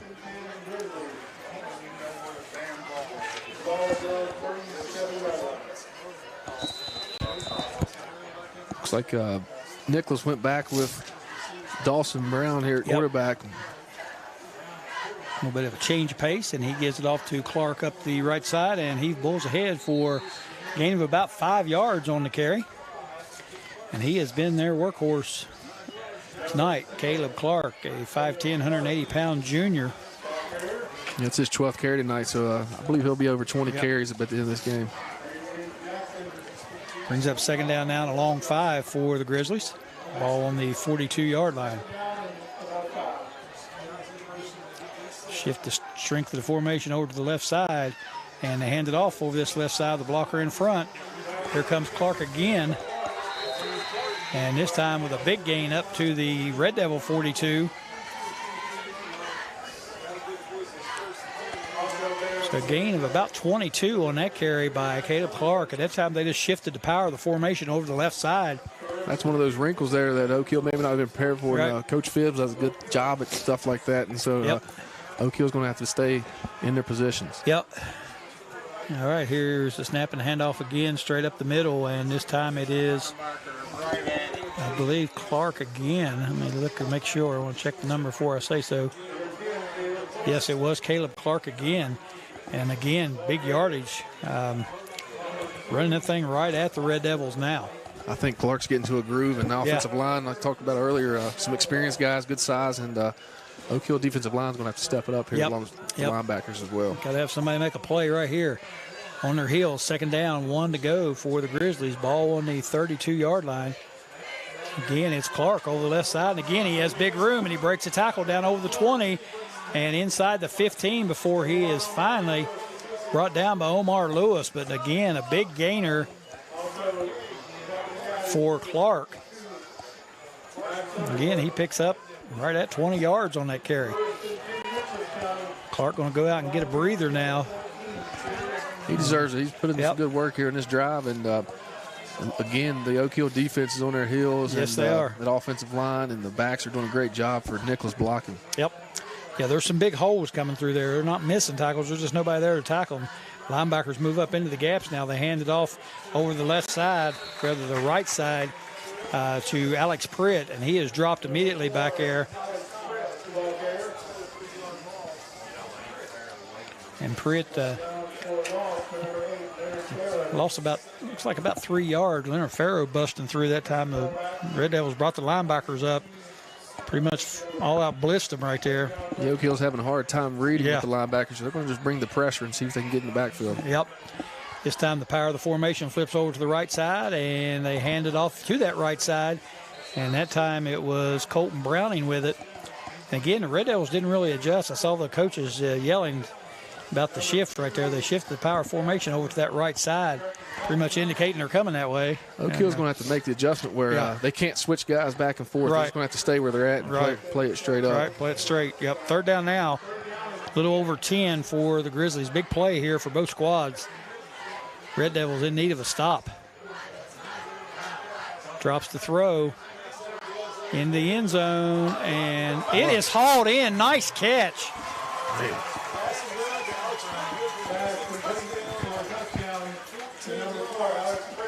And that was Alex Pritt, who's been in the backfield. And, wow, Dawson Brown threaded the needle right there. Pritt with a nice catch down in end zone. He was well covered. So big play for the Grizzlies. Yeah, that's one of those big plays we talked about. We didn't know if they had a big play in them, and they did right there. Yep, 15-yard touchdown pass to Alex Pritt, and that puts the Grizzlies up short end for the extra point try, and he booms it through. Plenty of leg on that, and it is good. And the Nicholas County Grizzlies, in a quick fashion, drive 63 yards and notch that score in just a little under 3 minutes. And a very impressive drive by the Grizzlies. And again, the Oak Hill defense looked a little bit on their heels that time. Yeah, we talked about the conditioning and the fatigue, and for Nicholas to come out, you can't ask for a better drive. Nope. I'm sure the coaches and the fans are excited about that, and Oak Hill's got to try to match that now. Yeah, Oak Hill's offense has gone a little stagnant as well after that first drive of the night. They've got to get something going here offensively. And, again, like you said, this could be a 1 or 2 score game, and that might be enough to win it. So, Oak Hill needs to respond here. We'll see what they do. That was a very impressive drive, though, by the Grizzlies. And, not only that, but you talk about Caleb Clark being the workhorse there. He's knocking off 15, 18, 20-yard runs just about every time he touches the football. Clark had about 50 yards rushing on that one drive. Right. So very impressive. Yep. And the Red Devils didn't seem really to have much of an answer for that. Stiffened it up a little bit, but that's when he went out of the game, catch a breather. And Grizzlies kind of stalled a little bit, but then that nice pass play, that was a 3rd and 11 right there. That's a big play for the Grizzlies. Nice pass by Dawson Brown that time. He put it right on the money. Receiver was well covered. Pritt was covered well back there, but still able to haul it in. Yeah, 5. Shakir McDowell had good coverage. Yeah. Pritt ran a good route, and it was pretty much a one-man route. Brown was staring him down the whole time and threw a good pass. And I was interested in the pregame, wondering whose passing game could come out and be the best, because it might come down to that. Yep. All right, Short set to kick it away for the Grizzlies, and Squibb kicks it down the middle, almost looked like an onside kick, and it's covered up there by the Red Devils on the 35. So, I guess Grizzlies thinking there, well, the defense has been playing pretty solid. We'll take a chance here. We might recover one. Yeah, they trust their defense, and I don't think they trust kicking it to Leonard Farrow as much as they trust their defense. Yeah. So probably a good call by Coach Gene. 35-yard line is where the ball rests. Red Devils will take it over there, 1st and 10. 9:07 to go in the 3rd quarter play. Colasino up under center. And they're going to try to run it wide this time to Farrow. Makes a good move to make a man miss, but then he is hauled in. There's too many defenders over there for him to elude. He eluded the first guy, but there were 3 more waiting on him. And they drop him probably for a short loss. And like he might be a little shaken up on the play. And, again, we talked about some of this cramping, and that appears to be what he's going through there with the leg cramp. And you can always tell when they raise that leg straight up and start pressing down on the toe, that's usually a cramp, and it's surprisingly that's the first one we've seen tonight. A lot of times after the halftime they sit down and rest, and then coaching Leonard in the past, he's had some issues with cramping. So we'll see if he can work that out and hopefully get back in. He does have, I don't know if it's what has, he does have muscular legs. He's really quick and muscular, so I don't know if that tends, I don't know much about that, but I can see where that could happen with him. All right, well, we got an injury timeout. Let's take us a quick break here. Catch our breaths here in John P. Duda Stadium here in the press box. Jason Blankenship, Greg Christ, bringing you all the live action on the New River Network. We hope you're enjoying the broadcast. We'll be back. Continue 3rd quarter action after these messages. Stay with us.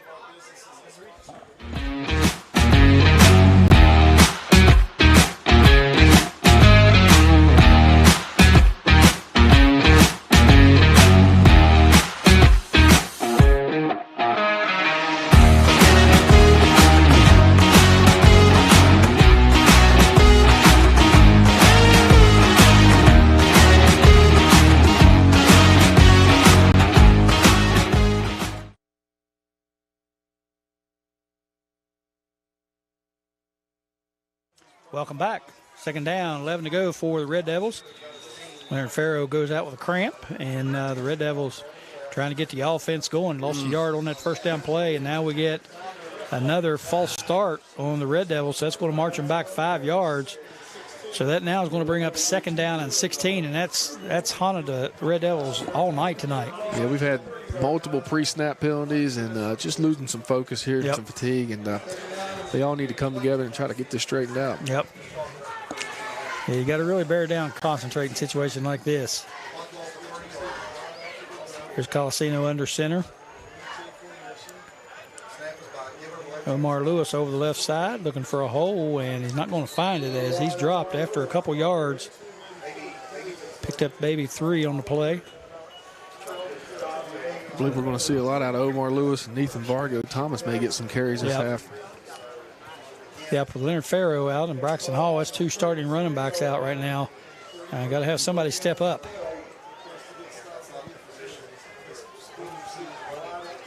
Third down now on 12 for the Red Devils. Run a little misdirection reverse here, and looked like it was going to open up, but tripped up right at the end. And I believe he fumbled it, but the officials call him down.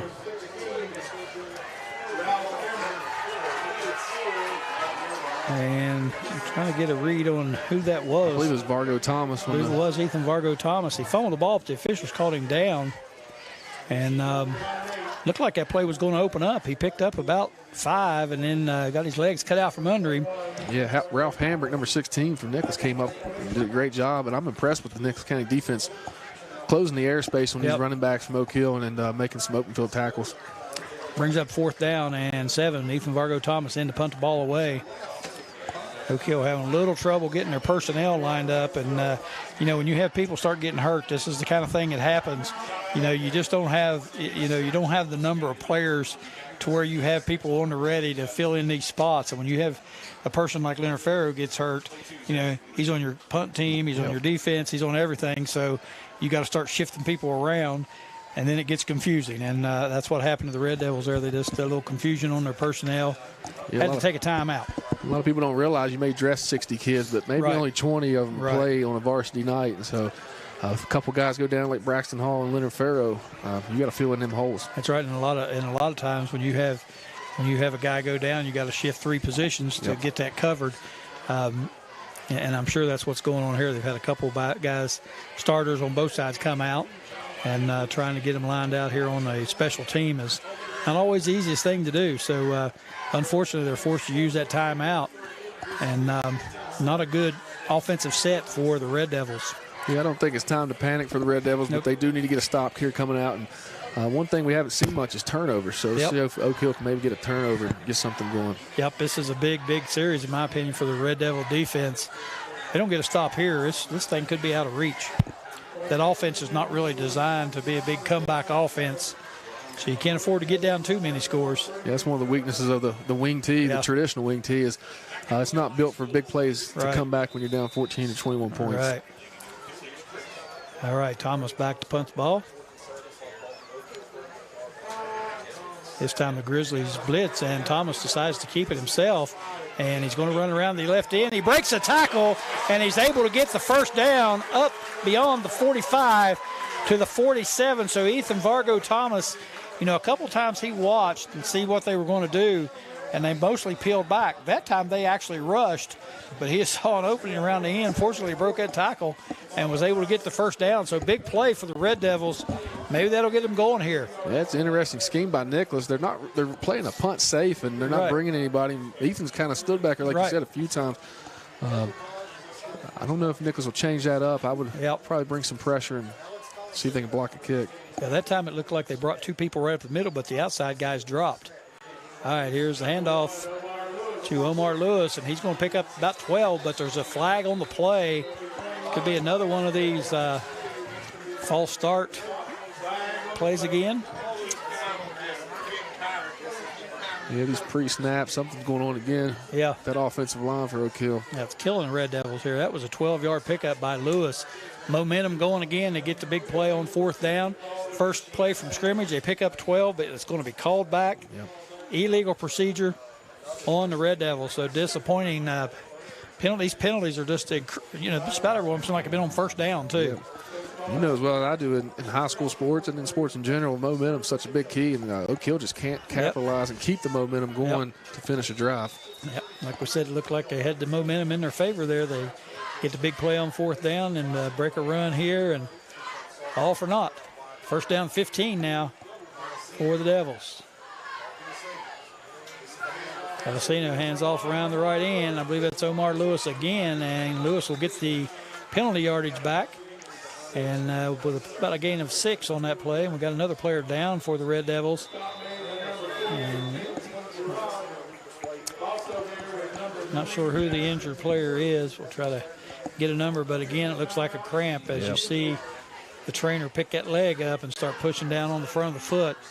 That's a good indicator that it is a cramp. All right, we got an injury timeout on the field, so we'll take a timeout up here in the press box. You're listening to Friday Night High School Football here on the New River Network. Stay with us. We'll be back after these messages.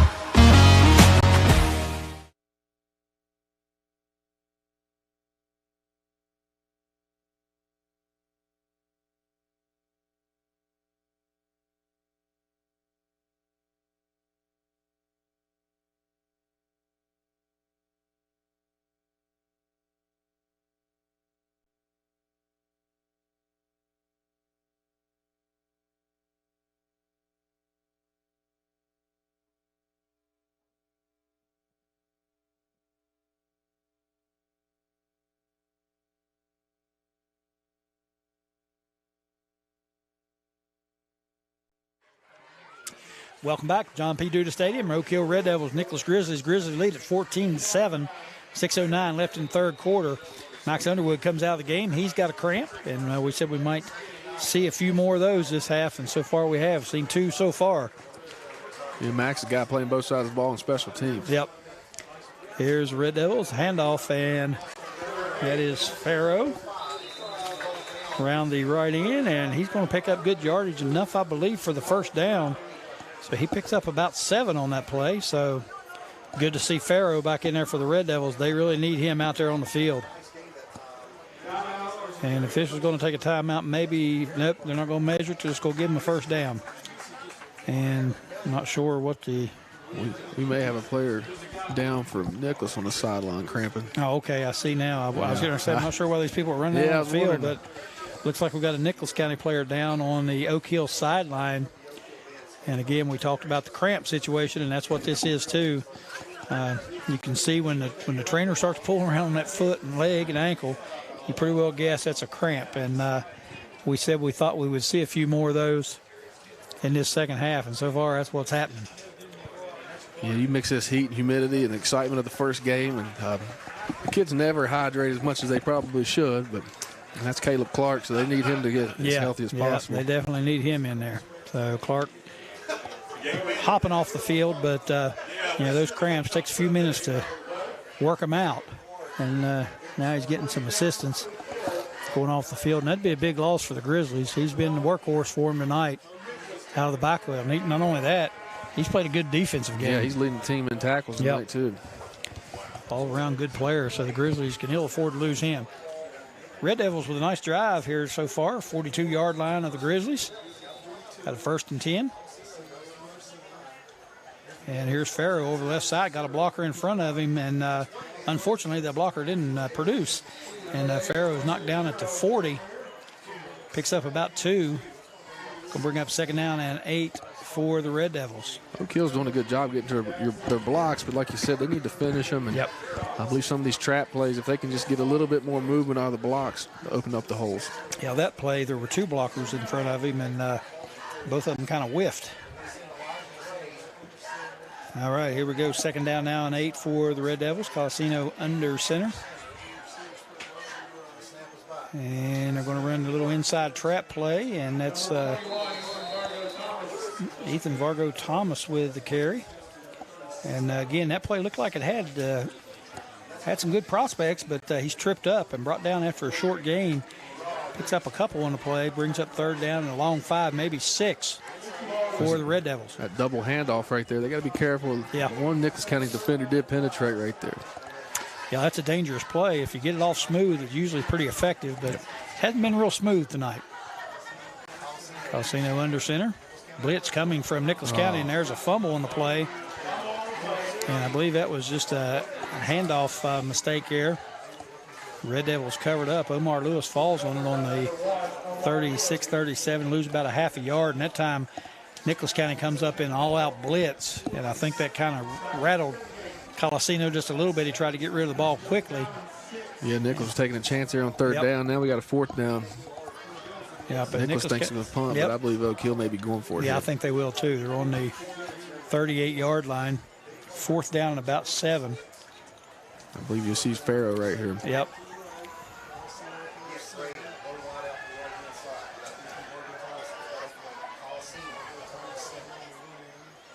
Here's a handoff, and it is Farrow over that right side. He's going to be bottled up. I believe the Grizzlies were ready for that play as well, and he's going to be stopped after a gain of a yard. And that's going to be a turnover on downs as the Red Devils drive stalls at the Grizzly 38-yard line, and now the 36-yard line, rather. And Nicholas County will take over there. So tough break for the Red Devils. Really could have used that drive to sustain that thing and run this clock and get in the end zone, but 3:29 to go in the third quarter. Didn't work out that way. Yeah, Nicholas done a good job with that sweep. Every once in a while, Farrow's seen some room, but Nicholas doing a lot better job and kind of predictive there that Farrow would probably get the ball. Yep. Yeah, and we talked about mistakes, and here comes the formation shift over to the left side, and they run it to that left side, and it's going to be brought down about the 40-yard line. And on that tackle for Oak Hill is Lucas Waples. I'm sorry, go ahead. Oak Hill selling out here with the blitz, and the problem is on a blitz, if you don't make the play to backfield, you have no second level on your defense. And so that was a good play by Waples coming from the defensive line into that second level to make that play.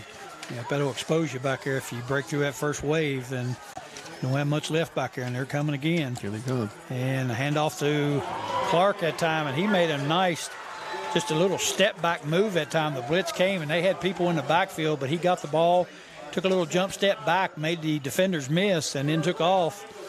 And he picks up a big gain up beyond the 50 to the 49 of Oak Hill. Again, you got to give Clark credit right there. He just he did a little step back move there, avoided the defenders. And yeah, he avoided that blitz and got, like we just talked about, got that second level. Yep. All right, here comes the shift of the offense again and power formation over to the right side, and they're going to run Clark to that right side. And again, does a good job following his blocker, skips to the inside, and he's going to pick up about 6 yards on that carry. So Caleb Clark just being a workhorse here in this second half, and he's kind of taking over this game right now. Yeah, Clark's done a great job. I was interested to see with those cramps. They're going to give him a break right here, but I believe he'll be back in. And Oak Hill's going to have to make some adjustments here on the defensive side, not to get too excited about blitzing every single time and leaving that second-level defense open. Yep. All right, here's Colton Browning takes it and gives the inside handoff. That's a play similar to what Oak Hill runs or tries to run. And the handoff eventually is given to Eden Adair. He picks up a few, gets it up to the 40. Let's go bring up 3rd down and 1 for the Grizzlies. Clock continues to roll. 1:39 left in the third quarter. I think Nicholas would really like to take their time here and drive this down and score. Yep, eat some clock, get down and get him a score. Again, they shift the power of the formation. Yep, blitz comes. And again, plenty enough for the first down. That time it was Colton Browning on the handoff. They're not making trying to be too deceptive. They shift that power of the formation over to one side, and that's the way they've been running. They bring a tight end over and their H-back to the strong side, and that's where they're running the football. I believe they may have seen something up top where Oak Hill's putting their stronger defenders on their strong side, so they're flipping that strength, and Oak Hill don't have enough time to flip their defenders. You can't switch that quick. All right, 2 receivers split out to the right side. 1 man in the backfield, and I believe that's Clark back in the game. Going to throw the ball this time, and they got a man wide open, and he hauls it in at the 20. He is going to go to the end zone and score. That is Colton Browning, if I'm seeing through the screen correctly. I believe Hill, West Hill. And I'm not. It is West Hill. 21. Yep. West Hill, and that was a very nicely designed pass play. He had a lot of misdirection out there in the middle of the field, a lot of crossing patterns, and he just broke free, made a nice one-handed reception, hauled it in at about the 20, and he takes it the rest of the way in for the Grizzly touchdown. 1:03 to go in the third quarter, and again, big plays by this Grizzly offense. Yeah, looking at that route, I didn't think Dawson Brown had much on the right side, but they had it set up to throw back there to West on that left side. It was a good play, good catch, one-handed catch. Yep. Short kicks the extra point through, and, man, that kid's got a leg. He boomed that thing through by 40 yards. That ball ended up down there at McDonald's. Good kick. 21-7 is your score. And I tell you what, Coach, that's a little scary with the way things are unfolding in this game, unless the Red Devils can break a big play here or something. Yeah, the pace of this game is not built right now for either team to really come back from a deficit. And now you're down 14. You got a couple guys banged up. Yep.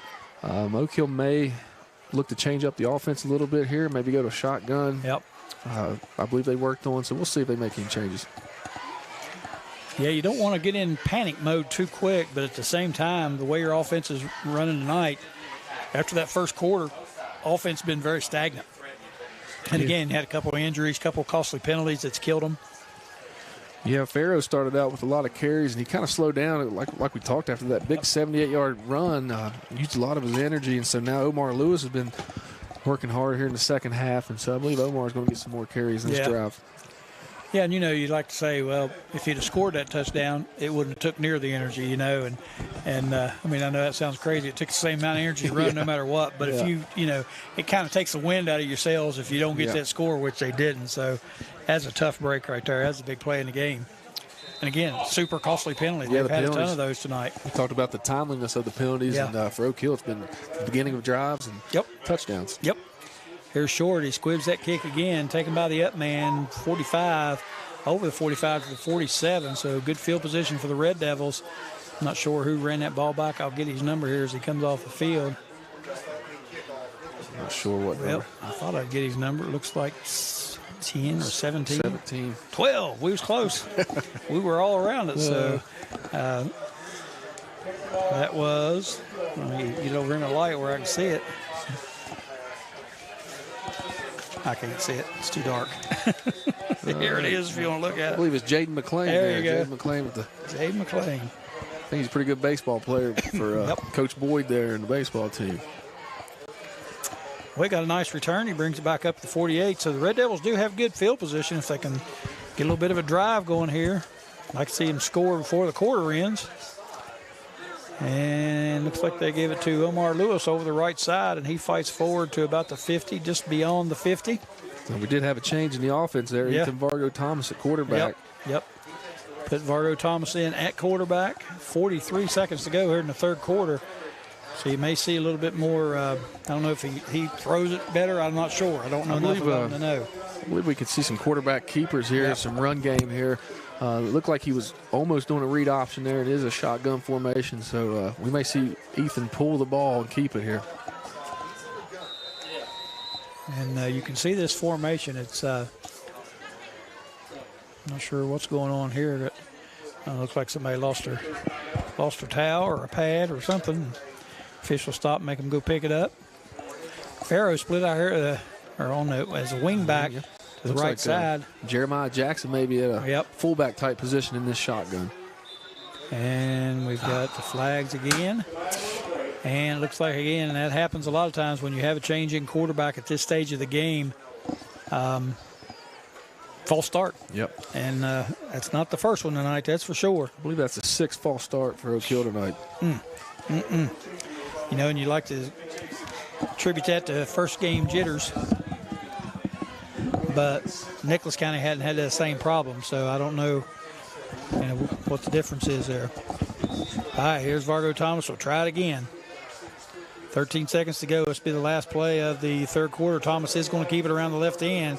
Gets it up above the over the 50-yard line into Nicholas County territory. Gain of about 5 on the play, and that's going to do it for the third quarter of play. Here from John B. Duda Stadium in Oak Hill, West Virginia, the Oak Hill Red Devils taking on the Nicholas County Grizzlies. Right now, the Nicholas County Grizzlies lead at 21-7. You're watching the live stream broadcast on the New River Network. I'm Greg Chris, Jason Blankenship bringing you all the action. Stay with us. We'll be back for fourth quarter action after these messages.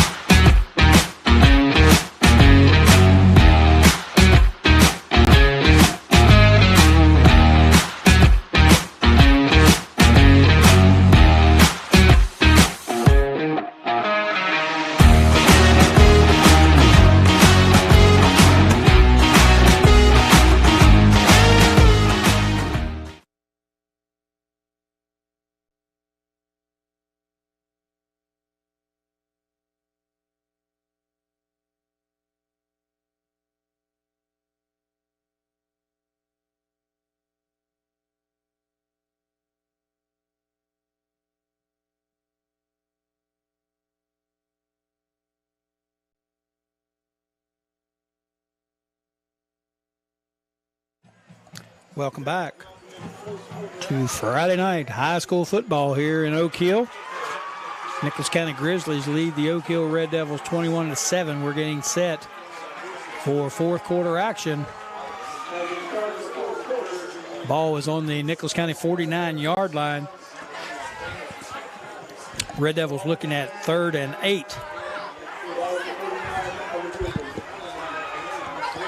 Calasino in the shotgun this time. Calasino back, and he's in the shotgun, that wing T formation. Blitz comes from the Grizzlies. Pressure. Calasino rolls to his right. He's got a man open. It's hauled in out there by Farrow, and he gets a first down up to the 35 of the Grizzlies. So big play there by the Oak Hill Red Devil offense. Calasino looked good on that one. He avoided the pressure, rolled to his right, and able to complete that pass out in the flat to Farrow. And he picks up about 15 on that reception, so big play. Calasino seems to have some confidence with the ball in his hand. They did a good job there getting away from the pressure and made a nice throw. Now we fumble a snap, and again, there's that first down mistake that Oak Hill has plagued themselves with tonight, and that's going to be a loss of about 8 on the snap. And that is just, killers on first down. I was about to say, Calasino in the shotgun seems like he has more confidence because he can see better. But that point right there, I don't believe he was looking at the ball when it was snapped. He was looking at the defense and didn't watch the ball come in. So it brings up second down now and about 18. And again, Calasino going to drop to throw it. He has time, steps up in the pocket, and it looks like his arm got hit. It's intercepted by the Grizzlies down the left sideline. We have to get a number on that interception, bring it back to the 50-yard line. And it looked like his arm got hit as he let go of the football, and it kind of fluttered on him. And not sure who got the interception for Nicholas County. Couldn't see it, but big play by the Grizzly defense. And kind of see there why, it's tough to pass when you're used to running this wing T. It's a running offense, and pass that ball is kind of tough, and Calasino has a good arm, throws a nice pass, but that time he got hit as he was letting go of it, and the ball fluttered up in the air. What makes it tough, too, is Nicholas County can see you change the formation. Right. Now they know something's going on, and they can predict it may be a pass play, and it's harder for the offense to complete a pass like that. Yep. They just pin their ears back and come at you. Here's the Grizzlies, and I think you're going to see a lot of runs right here, but they get a first down penalty on their own. So false start on the Grizzlies. We've seen plenty of those tonight. Most of them been on Oak Hill. It's only the second one, I think, on Nicholas County. I was going to say earlier that, typically you see that a lot in the first game of the season, but tonight we're seeing it from one side, and that doesn't make any sense. I think you've been around Coach Morrison for a while, and Coach Phibbs. They usually have solid teams that don't make a lot of mistakes, and maybe not at the end of the year you don't think they're the flashiest team, but they're always pretty consistent each year over at Nicholas County. Oh, yeah, and, win 6, 7, 8 games every year, 9 games. Been very consistent, and like you said, they don't make a lot of mistakes. They haven't made many mistakes at all tonight, and they've been pretty solid. That's one of the rare penalties on them. I think, if I remember, they've only had like 3 penalties. Yeah, that's about the third penalty tonight. 2 Oak Hill, 7 penalties. Right. So. And Oak Hill's penalties, again, and mistakes have just plagued them tonight, and mostly on first down. Just like that series there, you get a good big play, get that first down, and then the first snap you lose 8 yards on a snap.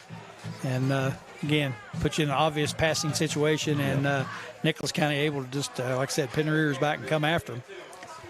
10:56 to go in the ball game. 21-7 is your score. Nicholas County leads it over the Oak Hill Red Devils. Nicholas County now looking at 1st and 15 after that false start. Ball on their own 45-yard line. Looks like they put Bryce Morrison back in, so you might see some quarterback run here out of him. Yeah, I would say you're going to see a lot of runs right here. I believe Caleb Clark may be on the sidelines. I'm not sure where he's at, but he's got to be tired of all the work he's done. Yep. Giving him a break. They're just going to leave it on the ground and eat some clock, I'm sure.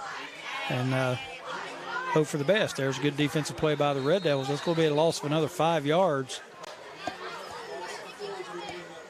And again, we can't really see who the back was there. I believe that was Browning on the carry there. Okay. So Browning with the carry, and he's going to lose.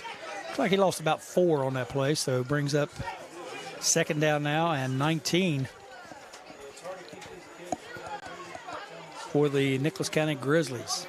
Nicholas County has to be smart not to make a mistake of their own here and give up a defensive touchdown to Oak Hill.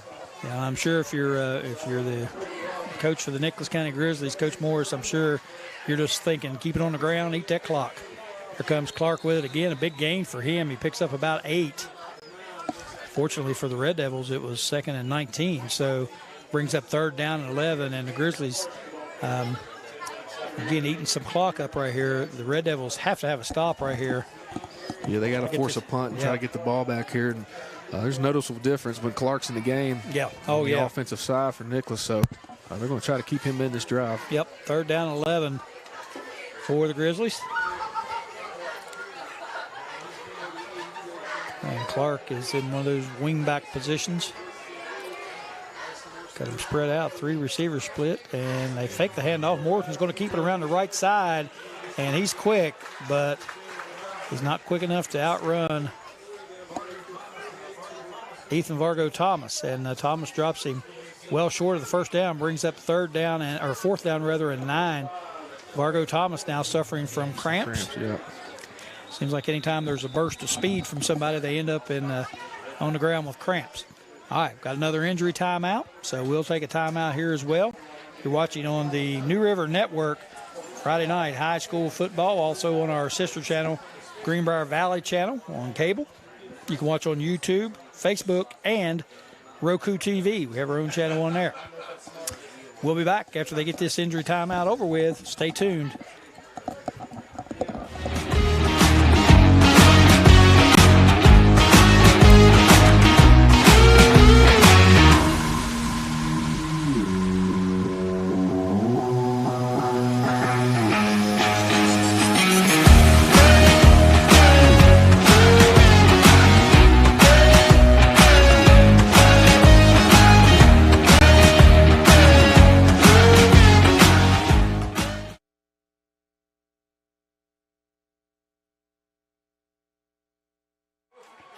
All right, 4th down 9. Grizzlies in punt formation and back deep for the Red Devils.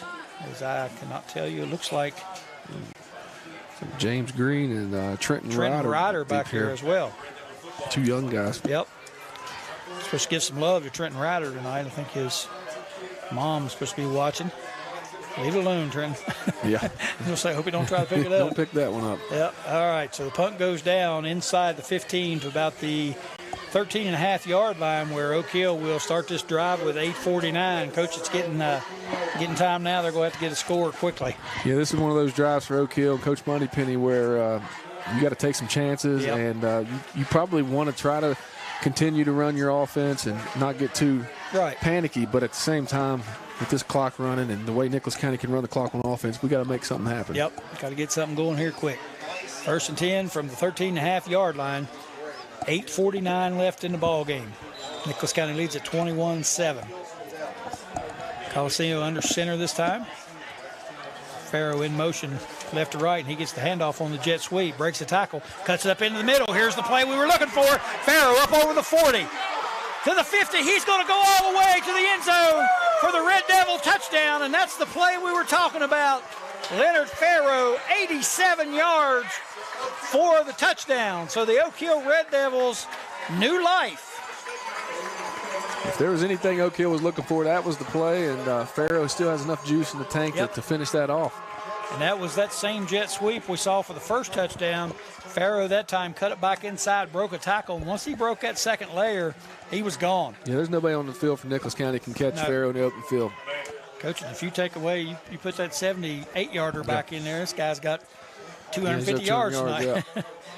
All right, Ethan Vargo Thomas, we'll see if that cramp's affecting his kicking in. He's in for the extra point. These extra points loom important now as well.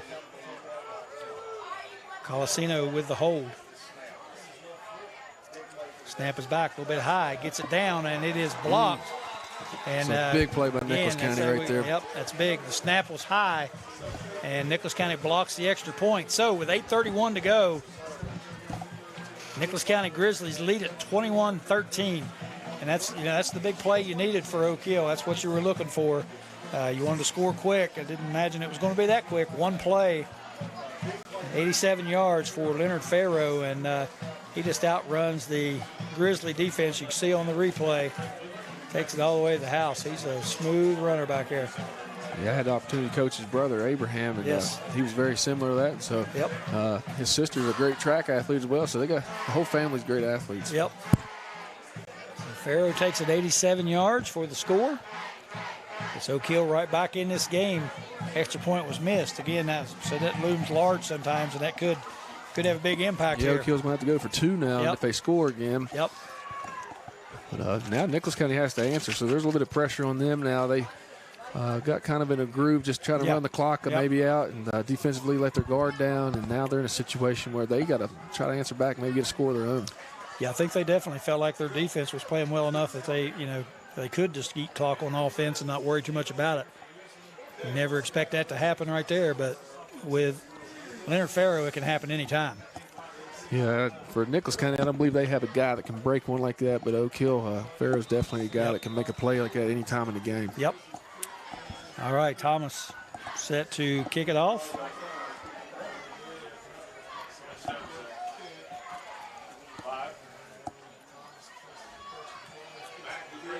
Booms it away, short kick this time for Thomas down to about the 20. And it's picked up there. The Oak Hill defense may be looking to try to get a turnover here. We get a strip or a turnover, interception on this drop.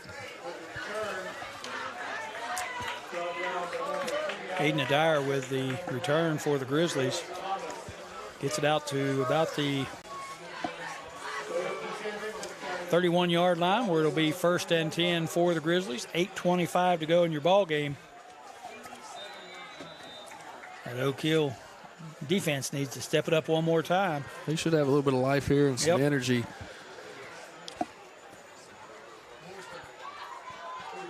Morrison is back in at quarterback, and he hands it off to Clark over the left side, and Clark avoids 2 tackles before he is finally drugged down at about the 38. So that time, the Red Devil defense had him bottled up, but he broke 2 tackles at the line of scrimmage and gets it forward for about 7 yards, I guess. Yeah, Clark's a patient runner inside the line of scrimmage, and he just makes a move and goes. Yep, he's been the workhorse for him tonight, no question. Does a good job. Nicholas County again taking their time in the huddle, clock down to 7:50. Yeah, Clark's up to 18 carries tonight, so he's doing a lot of work. Yep, you said you figured he would get about 20. That's what it looks like he's heading for. He probably will get a few more than that. Motion man Morrison keeps it himself straight up the middle.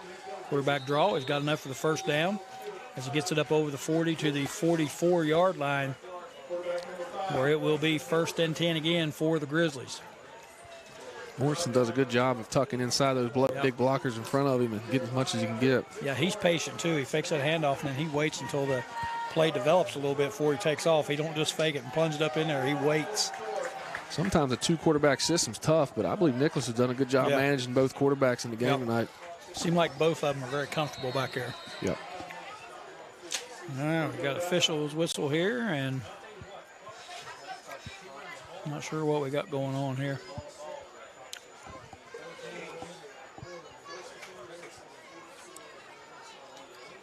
If the old official knew how hot it was up here, he probably just let this slide. Yeah, let these guys get out up here. I'm sure it must have been a play clock issue, or sure that's what it was. They reset the play clock to 25.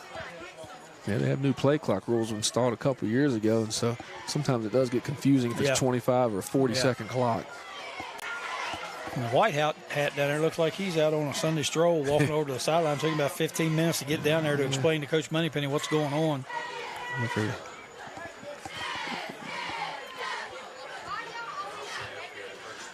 I don't know if the play clocks aren't working correctly or what.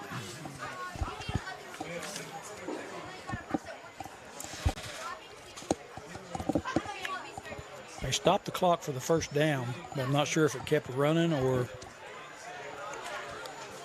what exactly happened there. You know, last year in all of our games, the officials had microphones. I haven't heard that tonight, so maybe that's something they experimented with and didn't like it. So Yeah, I believe some of them. I don't think it's a requirement. Some of them like it, some of them don't. 7 minutes, 10 seconds.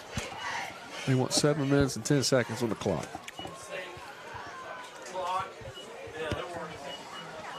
Apparently a game clock issue, and we've got it reset now.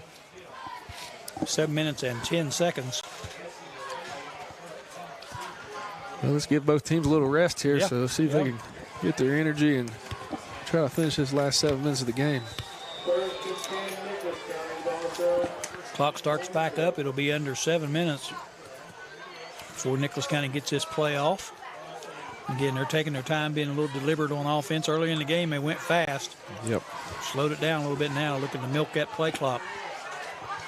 Morrison in that pistol formation. Oak Hill threatens the blitz. They come. Hand off to Clark around the left side, and this could be trouble. It closes on him, but he picks up 10. And that time they blitzed, and he got it outside. And a lot of times when that happens, they go a long way. And it looked like he was going a long way, but they, I think the speed of the Oak Hill defense kind of closed down on him. Like you said, they don't really have that speed back. But Clark is a good running back. Yeah, Clark's not going to beat you around the corner too many times, but he is patient enough to follow his blockers. And with Oak Hill blitzing so many times up the middle, he can get the edge if the defensive ends are blocked. Yep. He got the edge that time, picked up 10. Gives Nicholas County a new set of downs. Clock continues to roll down to 6.5 minutes. Morris again in that pistol formation. Fakes the handoff this time to Pritt, and then he kept it himself. And got flags on the play. I'm not sure what's going on there. There's a big pile up, but we'll see what the. I believe we have another cramp over there. Yeah, looks like another player down. So, again, we have an injury timeout, so we will take another timeout as well. You're watching Friday Night High School football on the New River Valley Network, also on our sister station, Greenbrier Valley Channel. You can watch on YouTube, Facebook, and Roku TV, where we have our own channel on there, so make sure you tune in. We might stay, let's just stay here with it. It looks like the injury cleared up pretty quick, so we'll stay here with it. It's just cramps, I know. Trying to find out what this penalty was. Yeah, we got a flag down over there, so we'll see. And sideline warning. It's a sideline warning, or against Nicholas. Against Nicholas County, so they march them back 5 yards. Well, they don't necessarily march back. That play was negated. That's been a big point of emphasis for the referees over the last few years, is keep people back behind that white line. Yeah. You can see Oak Hill's coach is telling those guys to move back. Yeah, it's a safety thing, and understandable. I didn't know they would negated a play, or usually they give them a warning before they call a maybe penalty. they have given a warning. Yeah, might have. Just didn't see it. All right, replay of first down here. Morrison in the pistol formation. In the motion man right to left. He fakes it to him, keeps it again, and quickly goes up the middle and breaks through the line, and it looks like he's going to get down to the 10 to 5. Touchdown, Nicholas County. Another nice run by quarterback Bryson Morrison. That time he faked the handoff to Eden Adair, who was in motion, followed him right through the line, and once he broke again, that second level, he was gone. He's pretty quick. Yeah, he's quick, and he's hard to see with Oak Hill blitzing again, those linebackers, and it leaves the defensive backs in a tough spot to either cover the receiver or come off of him and go make the play, and so you don't want your defensive backs having to make too many plays. No, that's for sure. Especially tackles. Yeah, short end for the extra point. Snap rolls back, and this kick is blocked by the Red Devils. So, 2 extra points blocked in a row here. That makes your score Nicholas County 27, Oak Hill 13. And again, momentum seemingly in Oak Hill's favor after the Faro touchdown run, but the defense unable to hold up. And Nicholas County marches down for the late touchdown here. 5:38 left in your ball game. I didn't know if Nicholas County had a big play in him like that, and Morrison, I guess that's why he's getting to rotate in, because he does have that ability to break a play, and him and Dawson Brown have done a good job switching back and forth, and made him pay right there at the quarterback power play. Yep, sure did, and he's got good wheels, man. He's quick. Give some credit to that Nicholas County line. They did a good job there pulling the guard and leading up on the linebackers, and Like you've been saying, though, with the blitz, there's not much on that second level Right. that Nicholas County has to break through, and Clark has had some success, and now Morrison. Yeah, Morrison had the speed enough too. Once he broke through there, there wasn't anybody going to catch him, and it's kind of the risk you take with that blitz. And I mean, you want to, your defense has been on their heels most of the night, and I'm sure Coach Moneypenny and his coaching staff feel like they've got to take a few chances to try to make something happen. And a lot of times when you do that, it'll bite you. Well, at linebacker for Oak Hill was a freshman, and so sometimes the best thing to do is to send those guys on blitzes. That way it ensures that they're going to be in the play, because if you make them think too much, they may just stand there, and then you can have a worse result. Yep. Yeah, it's a pretty young Oak Hill squad. Not a lot of seniors out there for. I believe they graduated close to 15, 18 seniors last year off that team. Yeah, they don't have a lot of seniors. Playing. I see 6, 7 on the first line roster. Maybe 10 or 12 altogether, out of 70 kids. Yeah. So you got a lot of young ones out there playing, that's for sure. Morrison's came in, though, with only 5 carries tonight, has 71 yards and a touchdown, so he's making himself known that he can play that position. Yep, making his presence known here short with the kickoff again. He squibs it short, and Oak Hill bobbles it around. Finally, they fall on it at the 36-yard line, and they will start there 1st and 10. See if Farrow has another big play anymore. Somebody else on this Oak Hill offense. Yeah, you hate to say they about have to have that right now, but right now they about have to have that. Yeah. 1st and 10 from the 36-yard line. 5:35 left in the ball game. Nicholas County leads at 27-13. Oak Hill's going to stay in that shotgun, double wing type wing T formation. Colasino gets the snap. He drops. Actually, that's Jacob Ward in the game now for Oak Hill, left-hander. And he got a man wide open, and it's hauled in down to the Nicholas County 30-yard line. And that's Ethan Vargo Thomas on that reception. Nice pass by Jacob Ward, left-handed. The third quarterback we've seen for Oak Hill tonight. And I'll tell you what, Coach, that was awful close to being another one-play drive. Yeah, it's that tough. Pass would have been a little further out. He might have gone with it.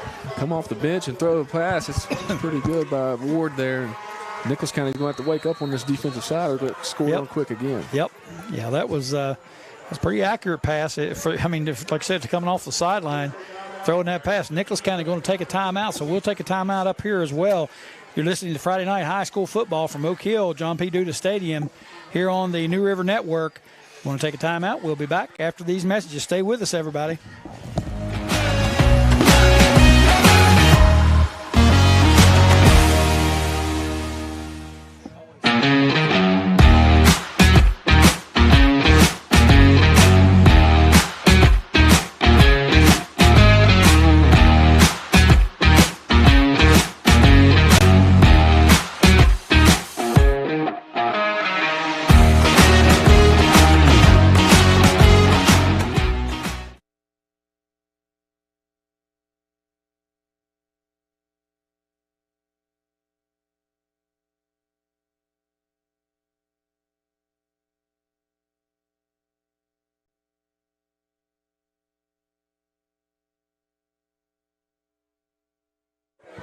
Welcome back.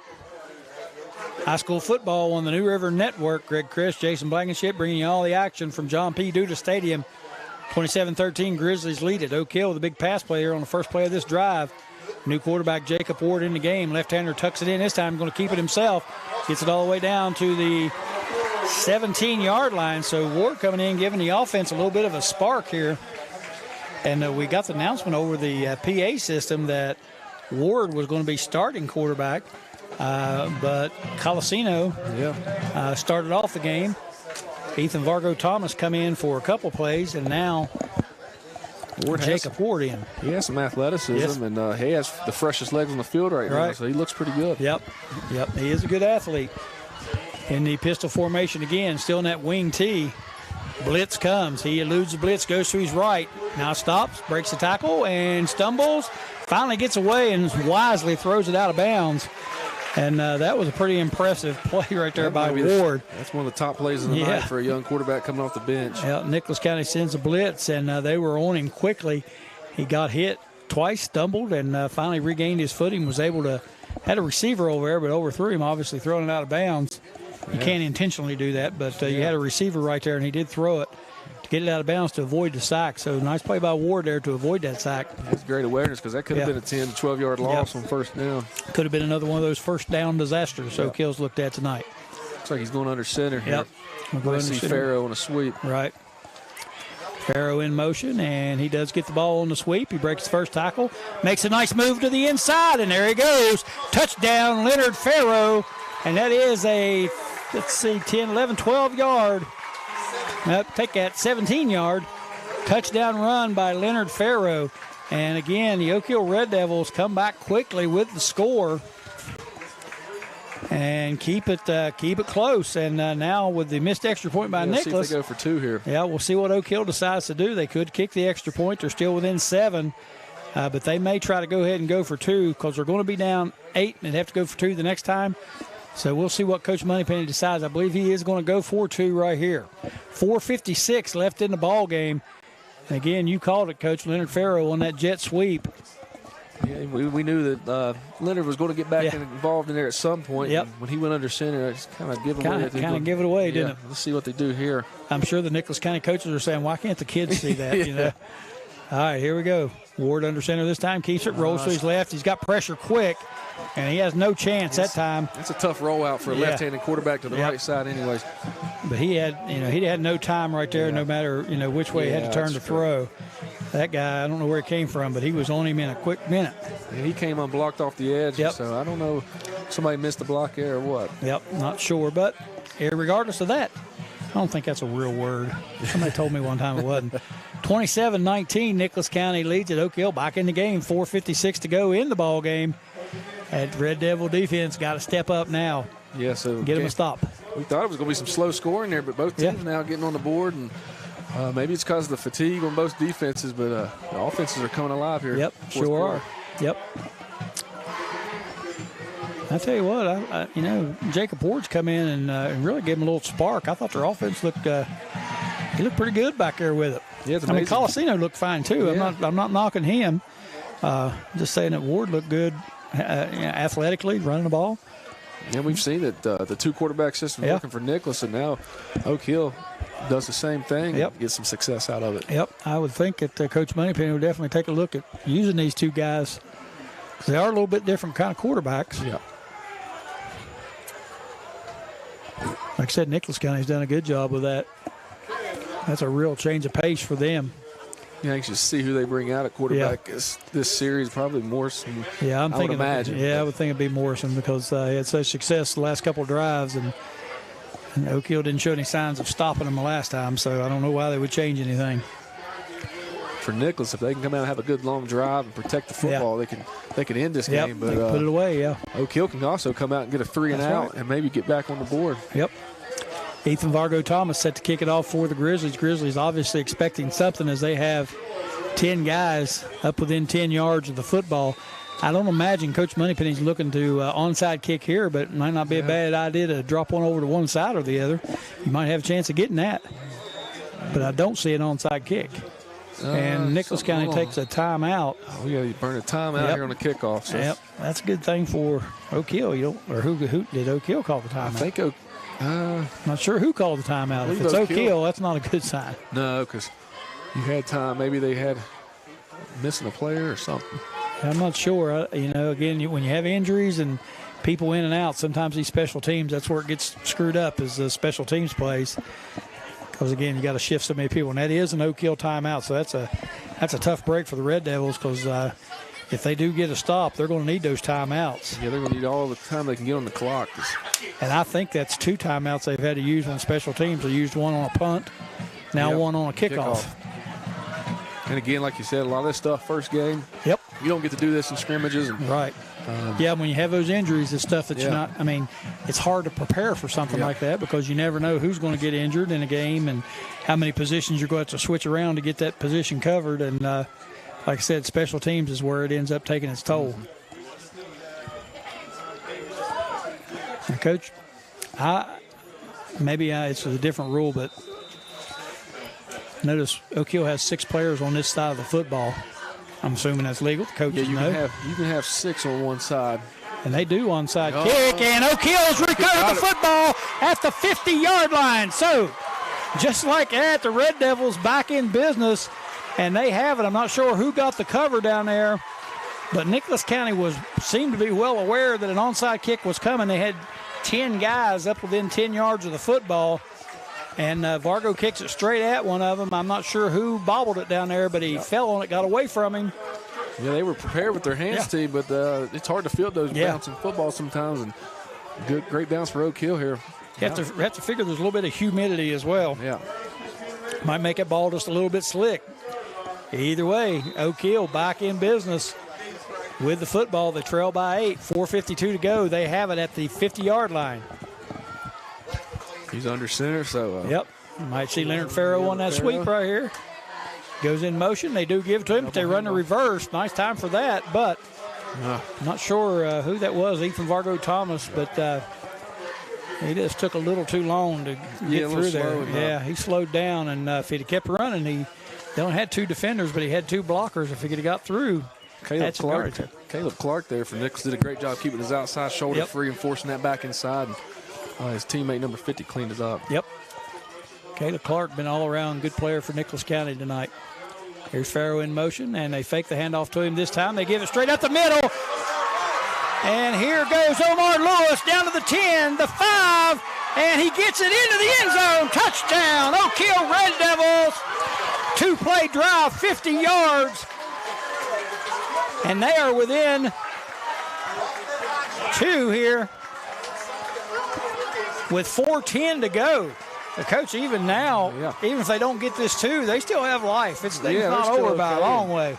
The way they're scoring these quick drives, I don't think they're too concerned now with this 2-point play if they don't get it. But Nicholas County's really trying to stop Farrell on the outside run. They fake it, and they run the inside trap with Omar Lewis. Well, the reverse they ran with him the first play looked like it had a lot of yards, and Thomas was a little bit slow coming through. Yeah. The second play, they fake it to Farrow and give it right up the middle to Lewis, and he was gone. Makes your score 27-25, 4:10 to go. Ward under center for the 2-point conversion. And Ward is going to roll to his right again. Flags fly. Ward is going to punch it in, but I'm afraid we're going to get negated with another one of those false start penalties. We'll see. Either a legal formation or a false start. Preliminary indication. Illegal procedure on the Red Devils again. And that has absolutely killed them tonight. That might be the 7th or 8th time. Yep. If you had that penalty tonight. So that's a touchdown and a 2-point conversion that's been negated tonight. Yep. By that penalty. So, something that the Red Devils are going to have to get worked out. Of course, a lot of times when you're not accustomed to changing quarterbacks a lot, you come in with a new quarterback, that's going to happen a lot of times. Yeah, you get a different voice back there making the signal calls and cadences. And a little different cadence, yeah. All right, so that pushes the ball back to the 8-yard line now where the Red Devils will go. Try for 2 here. Ward got it in on the last one. Wouldn't be surprised to see maybe the same thing here. Yeah, he may roll out again here. Yep. Right side of the field looks pretty wide open over there. The Grizzlies packed up over on the short side for some reason. Got one-on-one with Vargo Thomas up top. Farrow in motion. Ward going to roll right behind him, looking to throw. Farrow. And he throws it way over the sidelines. I thought when he threw it, it was way out. Yeah. He caught it. Good catch. Yep, nice catch, but he was out of bounds, so it's incomplete. I thought he threw it just a little bit too far. And I'm not sure, looking back on the replay on that maybe Ward should have not just kept it and ran with the thing. Made it in. We'll check this replay out and see exactly what did happen here. So he rolls out. The defense was closing on him pretty quick. He didn't have a whole lot of time. Probably couldn't have ran it in, but I thought when he let it go, he threw it just a little bit far. But hey, you complete the pass, and it gives yourself a chance anyway. So they get 1 2-point conversion, get it called back. Second time they complete the pass, but he's out of bounds. So tough break there. Now, Nicholas County, their coach has got to be thinking we got to get something going here and get a couple first downs. Or this thing with Vargo Thomas kicking could be problematic. I think they've really got to field this kick. That's the first thing they got to do because Oak Hill may try it onside again to get another possession. I don't know much about football, but it kind of surprised me that they kicked that onside kick there because you still had almost 5 minutes left in the game. You know, you scored quick, and I'm thinking, well, you kick it deep, stop them, and get the ball back in good field position, you got a chance. But sometimes you get the kids in the huddle, and everybody gets excited, and the coach mentions it, and everybody says, we can get it. And so you do it, and it works. And well, what made it even more surprising was Nichols kind of had 10 guys up there to field it. They were prepared for it. Yep. They're ready for it again here, so we'll see what they do. Margot Thomas set to kick it off again. Nicholas has 9 guys up this time close to the ball, expecting the possibility of another onside kick. And this time Vargo Thomas boots it deep, and he punches it over to the sideline, goes out of bounds on the sideline. So that'll give Nicholas County the ball at the 35-yard line, starting off on this drive. So that's not a killer right there. You don't run any clock. Yeah. The 35-yard line, you give them a little bit of field position, but that's a chance you take. And I thought the last kick he might try something like that because there was nobody on those gaps on either side. But that sky kick can be very good. If it had kept in bounds right there, I think Oak Hill could have ran down. Maybe had a shot at it. Maybe have a shot at it. I believe Ethan's cramping up again out here. Yep. Tell you what, these cramps have come on in this second half. We've had a lot of that. And he's the kicker, so using that leg, man. Probably dreading kicking that thing. Yeah, he's done a good job on the defensive side of the night, too. Corner coming up, making some tackles, and they're going to need him back in here for this last drive. Yep. And I think he'll be okay. Again, it's just a cramp, and we've had several of those. Haven't had any real major injuries. I think Braxton Hall got maybe a twisted ankle, but other than that, it's been cramps. We don't know that with Braxton Hall. We just know that he's not been back in the game. He's still dressed on the sidelines, but he's not going to be in the game. So out of precaution, I'm sure they're going to leave him out. Barrow Thomas walks off under his own power, so again, you see him limping, you know that's what it is. All right, the Red Devil defense got to step up here, make a play. Yeah, with only one timeout, they're going to have to make things happen here early in this drive. They don't want to give up a couple first downs. Yeah, they give up 3 probably. That might do it. Yeah, I'm sure Clark will be in the game. Looks like Morrison's back in. So Nichols going to try to run it here. Yep, gives them a couple weapons back there with Clark and Morrison, both good runners. Morrison, of course, manning the quarterback spot. Clark lined up to his left, straight behind him. Here comes the blitz from Oak Hill, and they timed that perfectly, and they dropped Clark for a loss on that play. So a well-timed blitz by the Red Devil defense, and that was Jeremiah Morris on the blitz, and he timed that perfectly, and he busted that play up immediately. Loss of 2 for the Grizzlies. Yeah, they need to watch here. If I was Oak Hill, watch the snap count now. They're getting that up into the line on those blitzes. But I'm going to tell you what else I'd watch. Morrison faking the handoff and taking off with it. Yeah, I'd have somebody keying on him for sure. He's dangerous at that spot. Yep. All right, second down, 12 for the Grizzlies. It's like to bring the linebackers again. Yep. They shift over to the left side. And give the handoff this time around the left end. And he's chased down from behind that time. Like Farrow might have got to him. Yep. And I believe that was Clark again on the run, and he loses back to the 30. So now the Grizzlies looking at 3rd and 15. And I'm thinking right here, if you make a stop, if you're Oak Hill, you might go ahead and burn that time out. Burn the time out for the punt. So see what Nicholas does here on this 3rd down. I don't know if he wants to throw it or not. They haven't thrown much tonight. Yeah, haven't thrown it much. I don't know if they want to risk that. If they shift quarterbacks in and out, you know that's what's coming. But I think Morrison stayed in there. They may just try to run it, see if they can run some more clock. Yep.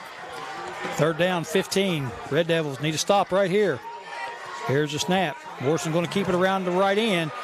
Red Devils close in on him, and they bring him down at the 34-yard line. And I look for the Red Devils to take that time out right here. I would think they would. Yeah. 2:26 to go. Clock's running, but looks like they're going to let it go. You must want to save it for the offensive possession. Yep. This is going to run down under 2 minutes. Yeah, I believe I definitely would have took the time out there because you're going to lose a lot of time. So there's 2:27 left when they made the tackle. We're down to 2 minutes now, and they still have 15 seconds on the play clock. Oak Hill's got to hope for one of those short punts like he did the first punt of the night. And maybe get good field position here. So they lost about 45 seconds here on this play. Good punt. It's a nice punt away, and it's going to go down the sideline, go out of bounds at about the 25-yard line. So Oak Hill will have it with 1:43 to go. And like I said, Coach, that's a lot of time they burn up right there. Yeah, but to Coach Moneypenny's defense here, they have scored quick on these last three possessions. Yeah. So I'm not being critical. Maybe he believes he has a chance to score quick and can save that timeout for something closer to the end of the game. Let's see if Farrell or Omar Lewis can get loose here. Yep, and really, if you can get down, you don't necessarily have to score a touchdown. If you can get down close enough for that field goal, you can win this thing on a field goal. I believe if they get to the 20-yard line, Margo Thomas will be comfortable, but he has the cramps too we have to think about. Right. All right, Ward still in at quarterback. Sends Leonard Farrell on motion to the right side. They're waiting on him that time. And went to the well a little bit too often there maybe, but Ralph Hambrick, great job at 16 staying home. And if he would have got by him, he had a lot of room again. So not a bad play call. That's been your money play all night. Yeah, looks like Leonard Farrell's cramping up now, but they're going to need him back in the game. The clock's running. They need to get it stopped. Yep. So they stop the clock with 1:17. Leonard Farrell again cramping up out here again. So that's going to bring your main weapon out. So with 1:17 to go in the ball game, we've got a timeout on the field, so we'll take a timeout up here in the sweat box. I'm Greg Chris with Jason Blankenship. We're coming to you live from Oak Hill tonight, John P. Duda Stadium. Red Devils trail 27-25 to the Grizzlies. We'll be back on the New River Network after these messages.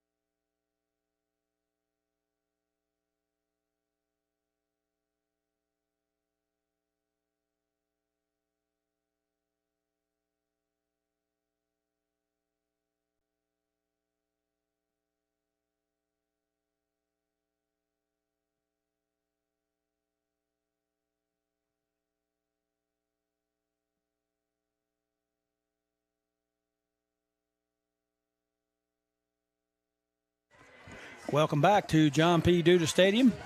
Tonight's ball game, the Oak Hill Red Devils, Nicholas County Grizzlies, has turned into a heck of a ball game. 1:17 to go. Red Devils with it, second down. 11 to go. Ward drops the throw. Pressure comes. He steps up in the pocket, works his way out to the left, throws it out into the flat, just short. Had a man open out there. And it looks like it was 6. Elijah Gray. Yep. I had to listen to the PA guy that time because I can't see the. It's hard to pick up those numbers from short guys, but for Oak Hill, I was wondering if they was going to run with only one timeout and that clock running. Yep. We may have a penalty here. Got a illegal procedure again against Oak Hill. This time it's canceled because the pass was incomplete. So Oak Hill will be looking at third down and 11 now. 1:07 left in the ball game. Ward had an open receiver there. Had some pressure up the middle, and that defense, number 50, did a great job for Nicholas. Just forced him out of the pocket. Yep, forced him out, and he underthrew it just a little bit. In his defense, he had very little time right there. Third down, 11. Ward in the shotgun. Here comes the pressure again. Clark with the coming pressure. after him. He can't catch him. Ward gets to the outside. Wisely gets it out of bounds. Picked up a couple yards, which will bring up 4th and 9. Of course, the Red Devils will have to go for it. Ward's had two good plays as far as throwing the ball away and then just now stepping out of bounds. And he's got pressure. I mean, he don't have time to do anything. And for a guy that hasn't played all night until the fourth quarter, he stepped in and held himself very well tonight. Done a nice job. That was a nice job there. Caleb Clark come off the edge again. Somebody's trying to block him, but I don't think they can catch him, and he just comes right straight in after him. Ward out running, able to pick up a couple. Here's the play of the game, 4th down and 8 for Oak Hill. Ball on the 26-yard line. See if Nicholas brings pressure. It looks like they're going to play it safe. Yep. Dropped 8. This time. He throws it deep, and it's knocked up into the air and intercepted by the Grizzlies, and it's Adair.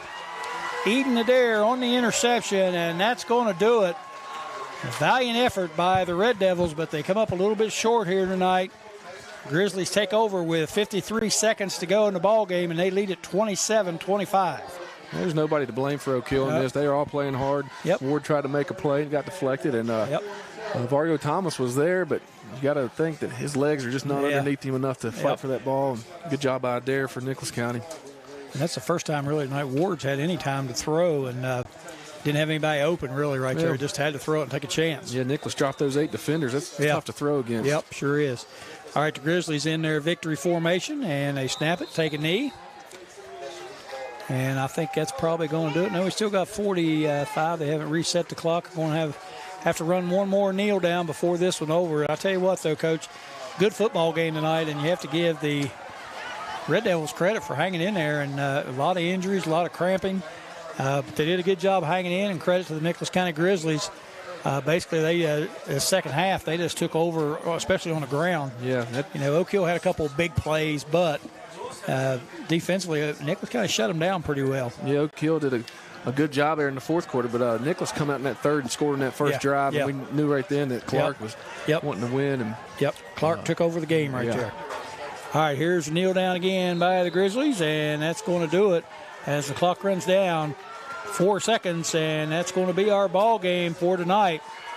The Nicholas County Grizzlies come away with a hard-fought victory over the Oak Hill Red Devils, 27-25, and what turned out to be a fantastic football game here on opening night. Congratulations to both teams, and again, hard-fought contest on a hot, muggy night. A lot of cramping, a lot of problems with that. On both teams, and I tell you what, it turned out to be a fantastic game. So, again, congratulations to both teams. Congratulations to the Nicholas County Grizzlies as they come away with a 27-25 victory over the Oak Hill Red Devils. We're going to break away here for just a few minutes. We'll tally up some stats. We'll come back. We'll give you a few scores, and then we'll get you ready for what's going on here on the New River Network next week. I'm Greg Christ. That's Jason Blankenship with me. Did a great job tonight, Coach, by the way. I appreciate it. Glad to do it. Yeah, did a great job. So we appreciate him, and we look forward to doing this more in the future. So let's get us a break in here as the teams shake hands after the game. We'll come back with some stats. We'll wrap this thing up here from John P. Duda Stadium in the Sweatbox up here, and hopefully we can give you a few scores from around the state tonight as well before we get off the air. So stay with us. We'll be back after these messages.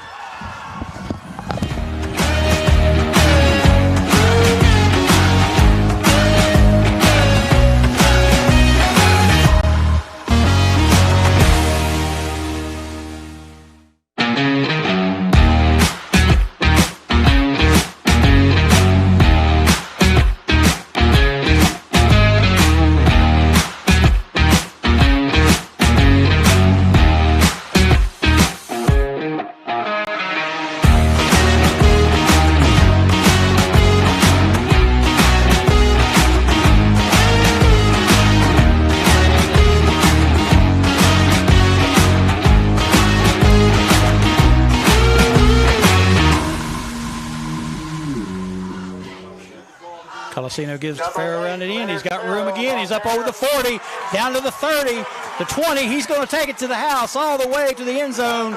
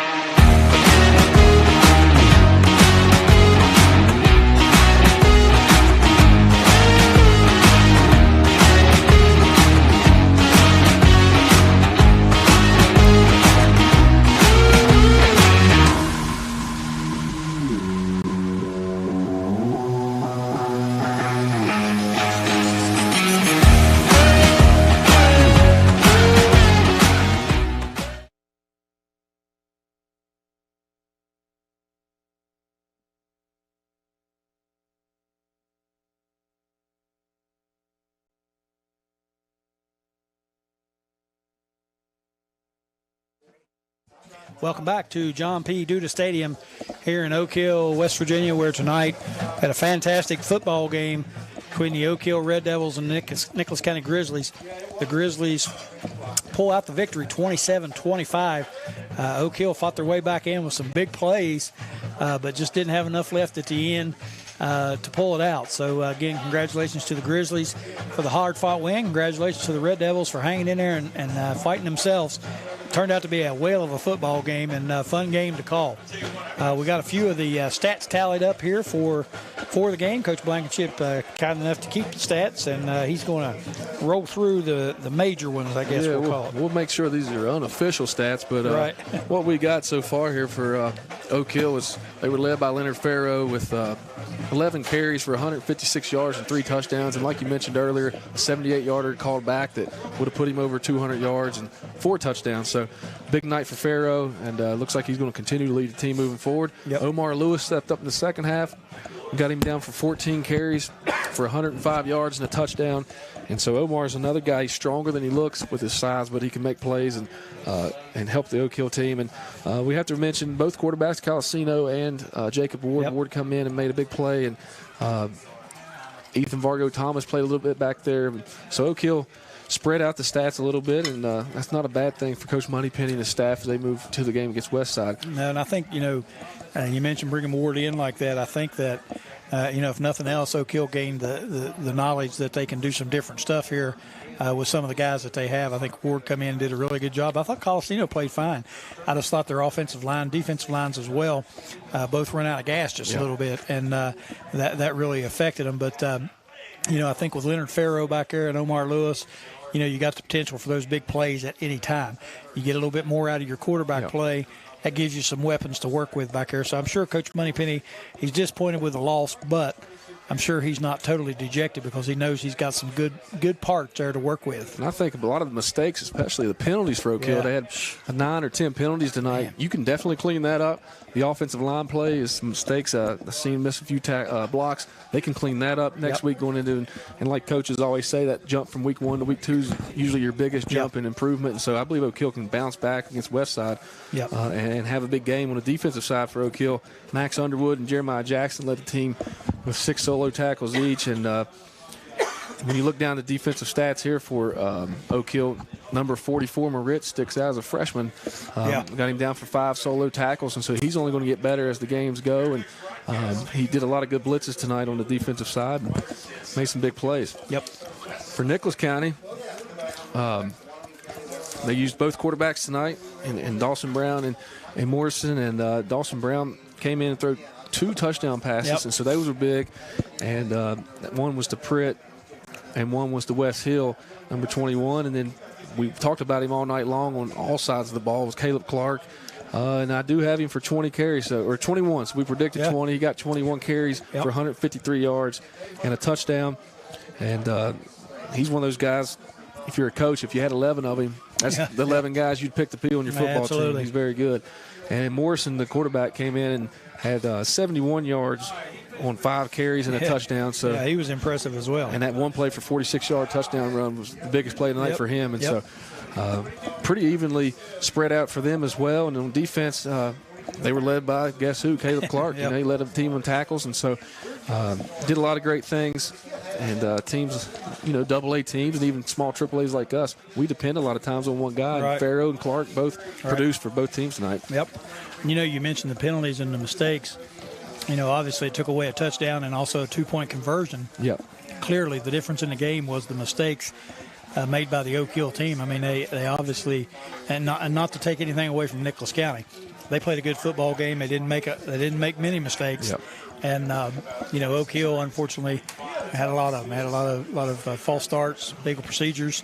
And those mistakes where they're not holdings, they're not face masks, they're not blocking the back. It's just those small ones pre-snap that really just start to add up and make you frustrated, really. Oh, yeah. You go from, like I said, you had 1st and 10, you score a 78-yard touchdown, but instead of having a touchdown, you go back 5. Now you're looking at 1st and 15. And it really changes the whole way you run your offense when you're behind the chains like that. And that happened time after time after time tonight, either a penalty or a fumbled snap on one occasion. Just a lot of mistakes early in the series for Oak Hill, it seemed like. And, those things were just killers. I mean, it just killed them all night long. And, again, not taking anything away from Nicholas County. I thought Nicholas County played a really good football game. Again, for the most part, mistake-free. Yep. Oak Hill had a couple interceptions. They had numerous penalties, and it just wiped them out. You had some big plays. But again, you take away, I'm sitting here saying if you don't have that penalty, you count that touchdown, but you take away an 83-yard run. I mean, you had some big plays that kept Oak Hill in the game. So, Nicholas County played a pretty solid game for the most part.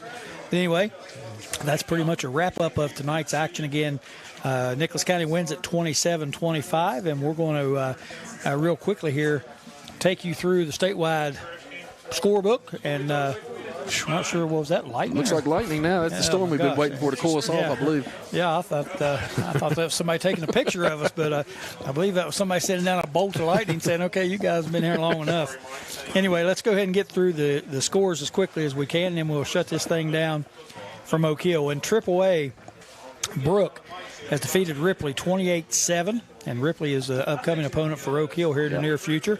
Buchanan, Upshur, and Bridgeport couldn't play. Buchanan Upshur unable to play due to COVID issues, so that game was canceled. Hampshire, they're ahead of Preston 14-0 in the fourth. Huntington leads Parkersburg 38-7 in the fourth quarter. Hurricane over Winfield 41-3. That game was listed in the third quarter. I have to think it's a little farther along than that. Jefferson 41-16 over Millbrook, Virginia. Princeton over Lincoln County 35-0. South Charleston edges ahead of Morgantown at halftime as the score listed here. I'm not sure if that game's not farther along than that. I'm not sure what's going on, but South Charleston leads at 24-21, and that game is listed at halftime. Capital and Parkersburg South was postponed until Monday due to some COVID issues there at Capital High School. Martinsburg 35-21 over Salem, Virginia. Musselman 56-20 over Spring Mills. That game is listed in the third quarter. Cabell Midland 28-19 over Spring Valley. GW, they rolled all over St. Albans last night, 49-0. 18-14 is your score between Willing Park and St. Clairsville, Ohio. University High 55-0 over John Marshall. Washington 20-0 over Hedgesville. And Woodrow Wilson, again, this is listed as halftime. I would surely think that it's farther along than that. 21-12. They lead Riverside, and again, that game is listed at halftime. But you have to think it's a little farther along. Unless there was some lightning at some of these places like we're seeing now. So right. I don't know. Yeah, it may be a good possibility because, again, I thought that was people taking pictures, but that's lightning bolts because now I hear the thunder. Yeah. We've been sitting up here praying for some rain to cool us off. Now we're going to get it when we're trying to load up and get out of here. In AA, Midland Trail 21-16 over Clay County. That's in the fourth quarter. No score in Grafton, Pendleton County. That game's still listed in the first quarter. Robert C. Berg and Kaiser. Kaiser unable to play due to COVID issues, so that was canceled. Lewis County Fairmont Senior postponed till Monday. Also, Liberty Harrison Elkins postponed until Monday. A lot more COVID issues going on than what we're aware of, I think. I believe so. Liberty and Independence. Independence gets the opening win, 39-0 over Liberty. We understand Independence might have a pretty good football team this year from what we're hearing. Lincoln defeats Braxton 49-6. Polka over Nitro 28-7. North Marion 28-21 over East Fairmont last night. We're in Oak Glen. That is going to be played at Brook High School at 7:30 tomorrow night. Greenbrier East defeats Point Pleasant 32-22. Herbert Hoover 21-9 over Scott. Tug Valley, Shady Springs. Shady gets the win. Well, actually, they're listed in the third quarter, 16-0 over Tug Valley. Sissonville, Chapmanville tied up 14 apiece in the fourth quarter. Wayne, 38-14 over Tulsa. And Wyoming East leading Westside 21-6. That's your AA scores. Single A scores on the night. Madonna, 58-14 over Bealsville, Ohio. Greenbrier West, Buffalo, all knotted up at 14 apiece. That game listed in the fourth quarter. Work County and Calhoun County. That game has been rescheduled for tomorrow night, 7 p.m. Cameron defeats West Green, Pennsylvania, 14-7. Clay Battelle over Federal Hockey in Ohio, 35-0. Doddridge, 13-0 over South Harrison. That in the fourth quarter. East Hardy, Gilmer County, 41-14. East Hardy wins it over the Fighting Titans. Montcalm 100, 0-0 listed in the first quarter. Ravenswood, it seemed like 100 and Montcalm have more games that are 0-0. Seemed like last year every week they played each other, and it was always 0-0. Maybe they just send it in. I don't know. Magnolia defeats Ravenswood 35-21. Logan over Man 21-0. Meadowbridge gets the win over Van 26-14. Frankfort AA defeat Moorfield 19-0. Mount View 34-0 over Riverview in the fourth quarter. Petersburg 20-7 over Berkeley Springs. That game listed in the second quarter. Pocahontas County over Tucker County 34-14. That is the final. Wahama Racine Southern Ohio is canceled. Ritchie County 8, Tyler Consolidated 0, first quarter. Sherman 19-8 over James Monroe. That game is in the fourth quarter. That's a little bit of a surprise. Roane County 6-0 over St. Mary's in the second quarter. Last night, Summers County defeated Pikeview 36-7, and according to the stats here, Summers County rushed for 428 yards last night. That's pretty impressive. 15-0 Tigers Valley over Valley Wetzel. Webster and Richwood is postponed until September the 21st. Wheeling Central 28-14 over Ambridge, PA, and Williamstown in the third quarter leads Waterford, Ohio 12-6. So that's going to wrap up our post-game scoreboard for the night, and that's going to wrap up our action here from John P. Duda Stadium for the night as well. We're ready to get out of this hot box up here. It is a hot, muggy night here in Oak Hill. Good ball game tonight. The Nicholas County Grizzlies come away with a 27-25 win over the Oak Hill Red Devils. I'm Greg Chris for Jason Blankenship and Darren McGuffin. We appreciate you watching us tonight on the New River Network. We look forward to bringing you courtside with Coach Christ on Thursday night. We'll be previewing our next game, which will be right here with Oak Hill taking on West Side. Appreciate you watching tonight. Wish you a good weekend. Good night, everybody.